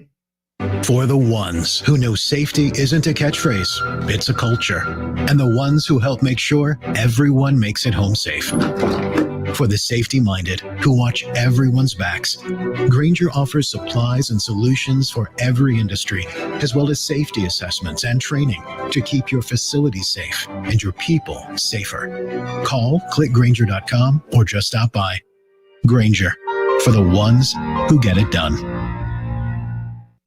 Hey, here to tell you about my friends at Cordell Transportation. They're now hiring Class A CDL drivers and offering a $5,000 sign-on bonus. That's right, a $5,000 sign-on bonus, home daily, dedicated lanes, and no-touch freight.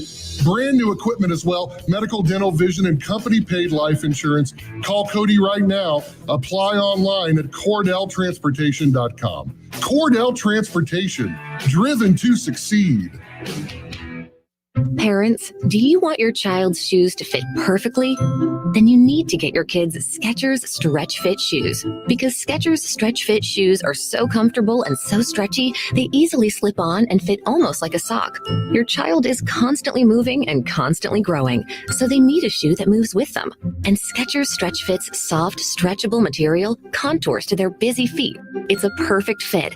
And not only do they fit like a dream, they perform like one too. Skechers Stretchfit keeps your child's feet comfortable all day long. With Skechers' exclusive air-cooled memory foam and a breathable stretch fit knit, your child will be cool and comfy whether playing, studying, or just hanging out. Plus, you'll love just how durable they are. Stretch Fit is designed to take everything your child can throw at them, and if they get dirty, just pop them in the washing machine. It's that easy. Give your kids perfect comfort that adjusts to them with Skechers Stretch Fit shoes. Find them at a Skechers store near you, Skechers.com, or wherever kids' shoes are sold. Alice Cooper, the godfather of shock rock, is back. Alice Cooper, live in concert. With special guest, former Kiss guitarist Ace Frehley. Rose Music Center at the Heights, September 28th. Get tickets now at Ticketmaster.com and the Rose Music Center box office. The concert return of the year with legendary rocker Alice Cooper. Check more at AliceCooper.com. Now that commission-free trading is the norm, it's time to rethink how we define value. Value is more than a price tag. It's the confidence of knowing you have a team of traders on standby to answer any question. It's Thinkorswim's charting and analysis tools, and it's a personalized education to fine-tune your skills. Value is becoming smarter with every commission-free online equity trade. Discover true value with TD Ameritrade, where smart investors get smarter. Dell's semi-annual sale is the perfect opportunity for a significant business upgrade. Save up to 45% on Dell computers built for business with Windows 10 Pro. Plus, enjoy special pricing on Dell docks, monitors, servers, and more, all with easy financing options through Dell Financial Services. Succeed anywhere with Windows 10 Pro. Speak to a Dell Technologies advisor today to find the right tech for your business with fast, free shipping. Call 877-ASK-DELL. That's 877-ASK-DELL. Hi, this is Eddie Sorrell, Body Shop Manager at Germain Honda of Beaver Creek. When you need a dependable body shop, we're here to help, repairing all makes and models. Our technicians have over 125 years experience. That means we can repair your vehicle quickly and efficiently. Our department is state-of-the-art with new equipment to get you back on the road quickly. We offer loaner cars during service and free estimates. Germain Honda of Beaver Creek, Route 35, just east of 675 between Xenia and Beaver Creek. Oktoberfest at Milano's has begun. We're serving our once-a-year favorites like schnitzel sandwiches and German pizza. Get it to go or stay for the games with NFL Sunday Ticket. See you at Milano's Pizza, Subs, and Taps for big screen football. If you think vaccines alone will protect you from COVID-19, think again. More breakthrough cases of COVID variants show that vaccinated people are still vulnerable to the deadly disease. Monitor regularly for fever, as it's the leading sign of COVID-19. Use Exergen, the only thermometer scientifically proven to detect fever. Protect yourself and your family with the Exergen temporal scanner. Learn more at Exergen.com. Exergen is changing the way the world takes temperature. Want to hear something amazing? Discover matches all the cash back you earn on your credit card at the end of your first year, automatically, dollar for dollar, with no limit on how much you can earn. Extra cash? Come on, how amazing is that? In fact, it's even more amazing when you realize all the places where Discover is accepted. 99% of places in the U.S. that take credit cards. So when it comes to Discover, get used to hearing yes more often. Learn more at discover.com/yes. 2021 Nielsen Report. Limitations apply. Shop the Just for Pros event at Lowe's now through September 24th to save big on top tool brands like Bosch, DeWalt, and more. Lowe's, the new home for pros. Valid through 9/24 U.S. only. Don't miss the ESPN Dayton Glacier Softwater High School Football Game of the Week every Friday night, right here on Dayton's ESPN Radio, 1410 Wing AM. College Football Hall of Famer Keith Byers and Justin Kinner will have the call all season long. Check out wingam.com for the complete schedule and to stream the games live. College football playoffs, Browns, Bengals, Buckeyes, and more. Catch the Keith Byers Show Mondays at noon on 1410 ESPN Radio.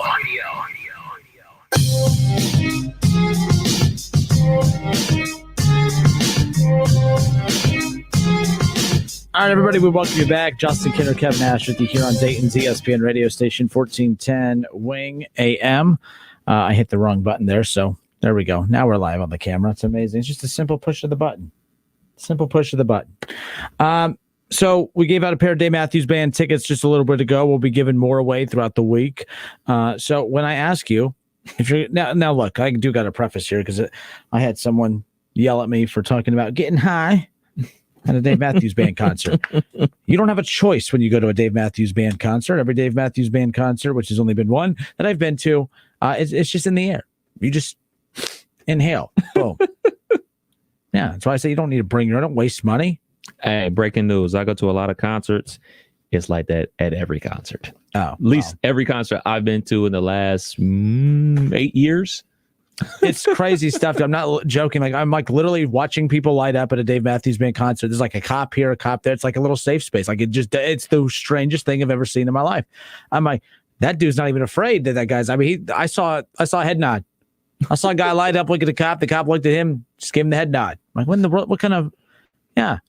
But I got a ticket for not using a turn signal when I left the place that night. So, rules are the rules, man. Rules are the rules. That's what I'm telling you, people. I mean, it is what it is. All right, let's take a look at some of these top headlines, shall we? How about this out of the National Basketball Association, Kev? Ben Simmons will not report to camp. How the hell does the NBA camp start next week? Man, just like that, dude. I guess preseason always starts in October. And Adam Silver was adamant about forcing the season to start last year when it did. Like he said, at some point the season has to get back on its regular calendar. And that, the athletes were going to have to kind of fight through it a bit. And although there were some who were speaking out about how many games were played in a short amount of time, I think with the complaints, I don't think Adam Silver is viewed at from the NBA players the way Roger Goodell is viewed at by NFL players. And obviously Rob Manfred's hated by all baseball players. I think you had players complaining, but I think there's definitely of all the pro sports out there, and I don't follow hockey well enough to know their relationship between the players and their commissioner, but Adam Silver has the support from the players. You might have one or two that kind of speak out against him, but overall I think he's the most popular, and that usually seems to be the case. Stern kind of, he made some enemies after that Malice at the Palace. I forgot about that. Yeah. I mean, he came down hard, and there was no ifs, ands, or buts about it. He came down hard on that. But interestingly enough, so the season starts on time next week, which is pretty insane. But Ben Simmons, clock was ticking. We were wondering what was going to happen, whether he would report back to camp for the Sixers, but he will not.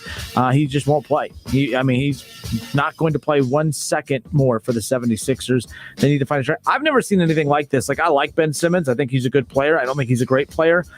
He's pulling an Aaron Rodgers, but the problem is he's not Aaron Rodgers. And I didn't even like when Aaron Rodgers did it, to be quite honest with you. Right. Aaron Rodgers ultimately did show back up to work, though. Right. I have no problem with Ben Simmons saying he wants out, but Ben Simmons is acting as if he's Aaron Rodgers. Like, I don't think he has leverage here. Well, both parties want the same thing. He's gotten his extension already, correct? Yes. So, and that's the problem. He kind of does have that leverage. Well, yes and no. Yes and no, but he wants out of Philly. They want him gone, but they're not about to trade him for me and you.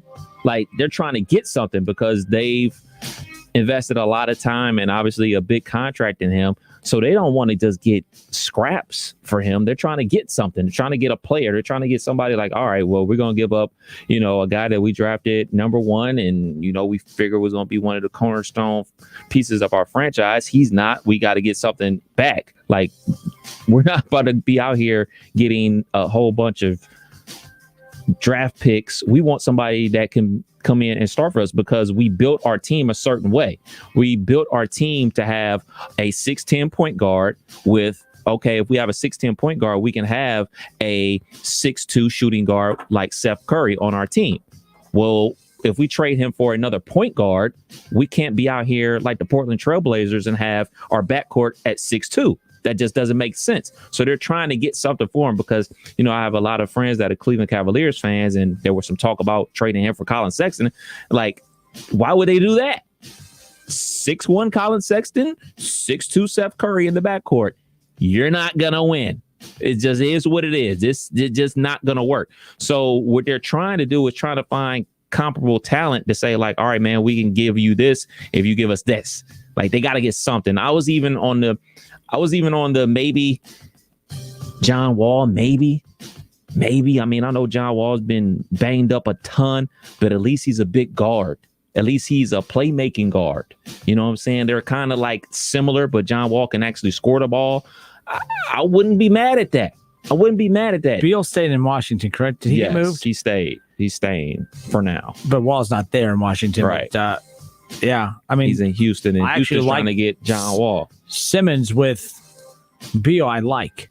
But there's no one there in Washington left to be able to make that other than Beal. Right. But I do like Beal. I think because Beal's the scorer. Right. Simmons is a Pippen.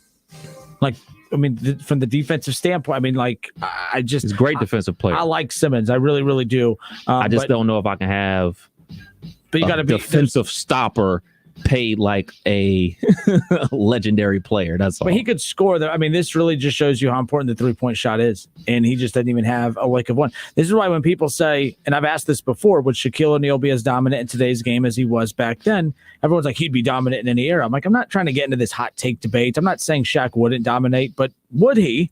It's a legitimate question because today's game is a primary, like Ben Simmons would have thrived in the 90s. Ben Simmons would have been a great 90s player. He would have been one of the best 90s players. But Ben Simmons is not a good 2010, 2020s player because of the way the game is played right now. Like that's why I asked these things. I do believe Shaq was going to be an all-star caliber player no matter what era he played in. But would he have been as dominant in today's game as back then? I'm not comparing Ben Simmons to Shaq. All I'm saying is it just shows you that it's not that Ben Simmons isn't a good player, but Ben Simmons cannot play the way the game is played today, and that's why we're focusing more on what he can't do and not still realizing that what he can do is better than 95% of the league as far as that's concerned at that position. I like Simmons, but I kind of step back on supporting him a bit because he's pulling this Aaron Rodgers thing a little bit. And I'm like, remember, the only reason we're in this situation to begin with is because you disappeared during the playoffs. It wasn't just the free throws and three-pointer thing. I mean, it was key moments of games that you disappeared in, which when you're the highest paid player, with that money comes expectations and responsibility of which he's not matching. So it just amazes me that he's throwing his weight around like he cheated on her and he's blaming her for the breakup. That's what it sounds like. For me, the thing about Simmons is everything that he does well, rebound, play defense, score around the rim, all those great things that he does, he stopped doing those. He stopped doing those in the playoffs. He stopped rebounding the ball. He stopped attacking the rim. He stopped doing everything. So if you're not going to do the things that you do well, like, okay, you're not a 3-point shooter, fine, we'll live with it. You know what I'm saying? There's no problem with that. Not everybody has to be a 3-point shooter. But if you're not going to do the things that you do at a high level, then what are you going to do? Like, there's no point of having you on the team if you're not going to do that.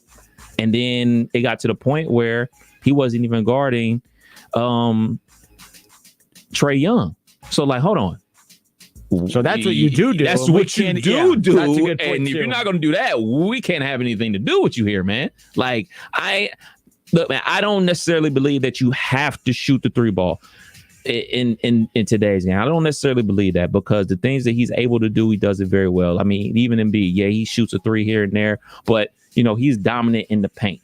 And that's fine. You can have specialists and everything like that. And for a while, it looked like Philly was going to be on their way until it all goes back and it won't get out of the GM's mind. It won't get out the fan base's mind when he drove to the paint, had a clear dunk and passed it to Thibault. And Thibault is like, what are you doing? Like, why did you give me the ball? You're at the rim. You're 6'10". Dunk it, please. And it was over from then. And I don't think fans, GMs can get that out of their mind. No matter how much good that he does, no matter how good of a basketball player he does, that moment right there, people were checked out. Like, hey, man, I can't do it. And Philly was checked out. And his teammates were checked out. Because let's not just act like, oh, man, Ben Simmons, like, man, I ain't coming back to you guys. Y'all did me wrong. They don't want you back either. More importantly, not only the organization doesn't want you back, teammates don't want you back. Embiid don't want you back. And that's Doc Rivers don't want you back. That's your Shaq. That's your Phil Jackson. They don't want you back. Like, they want you gone, man. Staying in the world of the NBA again, just kind of fast forwarding through these top headlines. JJ Redick announces his retirement after 15 NBA seasons. According to ESPN, J.J. Redick, the sharpshooter who was the Associated Press Player of the Year at Duke before embarking on a 15-season NBA career, announced his retirement on Tuesday, 37 years old. Dude, he was one of my favorite players in college, mainly just because he was so disliked. I think that should have been my that really is when I started noticing that I like people who are disliked are the people I like, and it's kind of funny because I'm a very dislikable person here at 31 years old in life. But I do love JJ Redick. I love how cocky he was and how arrogant he was, and I just thought that was a really cool personality trait about him. And my goodness, I don't think anyone anticipated him having a 15-year NBA career. I'm not comparing him to Steph Curry, but if there's two players that I didn't think had a chance of being anything in the NBA, Steph Curry and JJ Redick, I would put at the top of my list. JJ Redick is not Steph Curry, but to play 15 years in the NBA, that's hard to do. It's hard to make it 4 or 5. So for him to get 15 years in the NBA, and that's unbelievable. But if I had a list, and this would be a fun topic, in the middle of the summer when there's not football and baseball and everything else going on.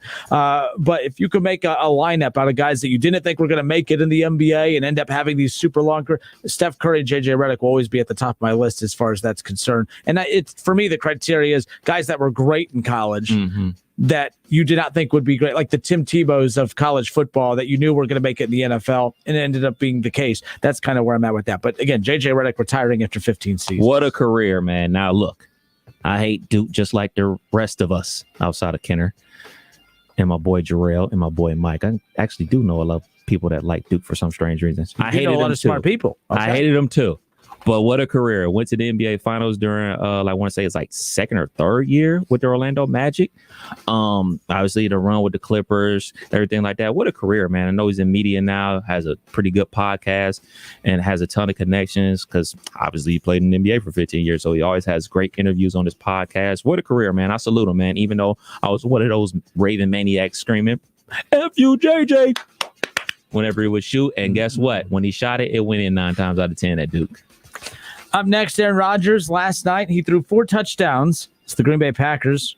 Quieted critics with a bounce-back effort versus the Detroit Lions, as if I needed more reasons to dislike Aaron Rodgers. You have got to be kidding me. This dude actually, in the postgame, had the nerve to say, well, we got to silence the haters or whatever, the trolls or whatever. He must be listening to the show. I promise that's not the case. But look, here's the deal. Aaron Rodgers, to actually go and say that he was just happy to silence her. You beat the Lions, dude. You beat the Lions. You didn't silence anybody. You played the Saints the week before, and Aaron Rodgers was god awful. This is what I get tired of. Is people act like when people play bad, we're not allowed to criticize them, right? And then when they turn around and play well, they act like, oh, why are you so quiet? What are you playing well last night does not take away the fact that you didn't play well in week 1.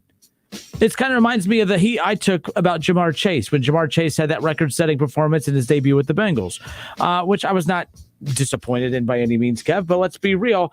It fascinated me how many people were like, "Oh, Kinner, I thought he." My favorite was Joe Burrow. Joe Burrow coming out and saying, "Oh, after that week 1 performance, I thought he was dropping everything." Well, I know you've been hit around a lot, Joe Burrow, but he was dropping everything.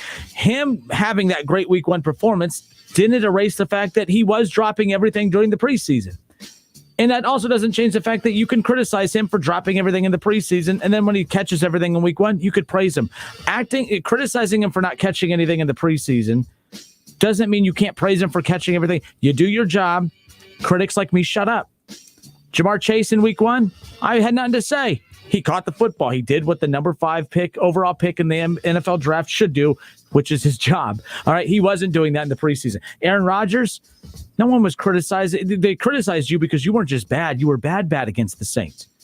And no one's praising you for beating the Lions. Let's just be clear. But I thought his personality, man, I still love it. I still love it, though, because it's good for sports talk. And he's interesting. And I do like that aspect of him. But my goodness, you can't be that delusional to act like people aren't allowed to criticize you when you weren't. It's not that you played average. You played horrible. He was horrible against the Saints in week 1. After all the summer of noise and the jeopardy and everything else and the holdout and all the demanding a trade, not demanding a trade. I don't have any hard feelings towards my organization after spending all offseason bashing his organization. For him to have that performance in week 1, it was all deserving, all the criticism he got.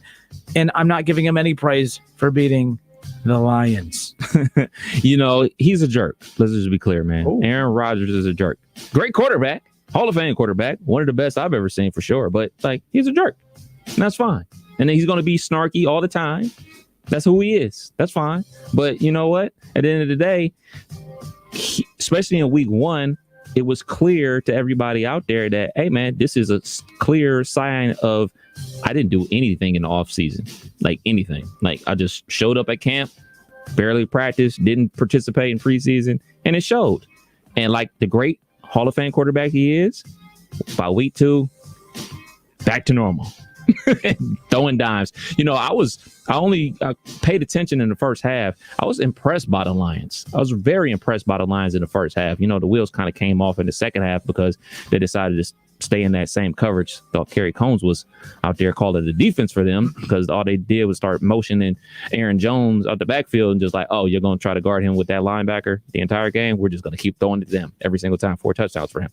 And I was impressed by the Lions at first, but Aaron Rodgers is Aaron Rodgers. He's doing what he does. He's going to be snarky. He's a la LeBron, a la Jordan, looking for anything from anybody to snark at, to get pumped up at, to try to motivate himself. You think that's what it is? No, I do believe that's what it is, but it's weird. It's very weird. He also had a quote, but MJ and LeBron, I put on a whole other stratosphere. Aaron Rodgers, look, LeBron is the best of his era. Michael was the best of his era. We've had our heated debates about who's the best of all time, which I don't want to get into, but we argue about who's the best of all time, but I don't think anyone will argue that the best 2 of all time are LeBron and Michael, whatever order you feel like putting them in, fine. No one's having that argument about Aaron Rodgers. I got tired of when Aaron Rodgers was saying, oh, this is comparable to The Last Dance. No, it's not. You've won 1 Super Bowl.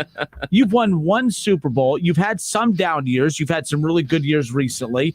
It's disrespectful and so egotistical of Aaron Rodgers to view himself as Michael Jordan in The Last Dance. The Bulls broke up that dynasty, not Michael Jordan. Michael Jordan wanted to keep running it back. He said Phil Jackson comes back, he'd come back. Pippen comes back, he'd come back. The Bulls destroyed that. Aaron Rodgers, you were the cancer in that locker room right now. Michael was not the cancer in that locker room. It was all the team in the front. That's why that existed. It was the front office against Michael Jordan. The Packers, it's Aaron Rodgers against the front office. And by the way, great performance last night from a player that the Packers drafted, by the way. Offensive line, Packers front office. Running back, Packers front office. The wide receiving court, Packers front office. Give me a break with Shout out to Josh Myers. Yeah. All right, we're out of time. We'll be back in a moment to close the show out. Don't go anywhere. More of the Justin Kinder Show with Kev Nash next. Go Bucks!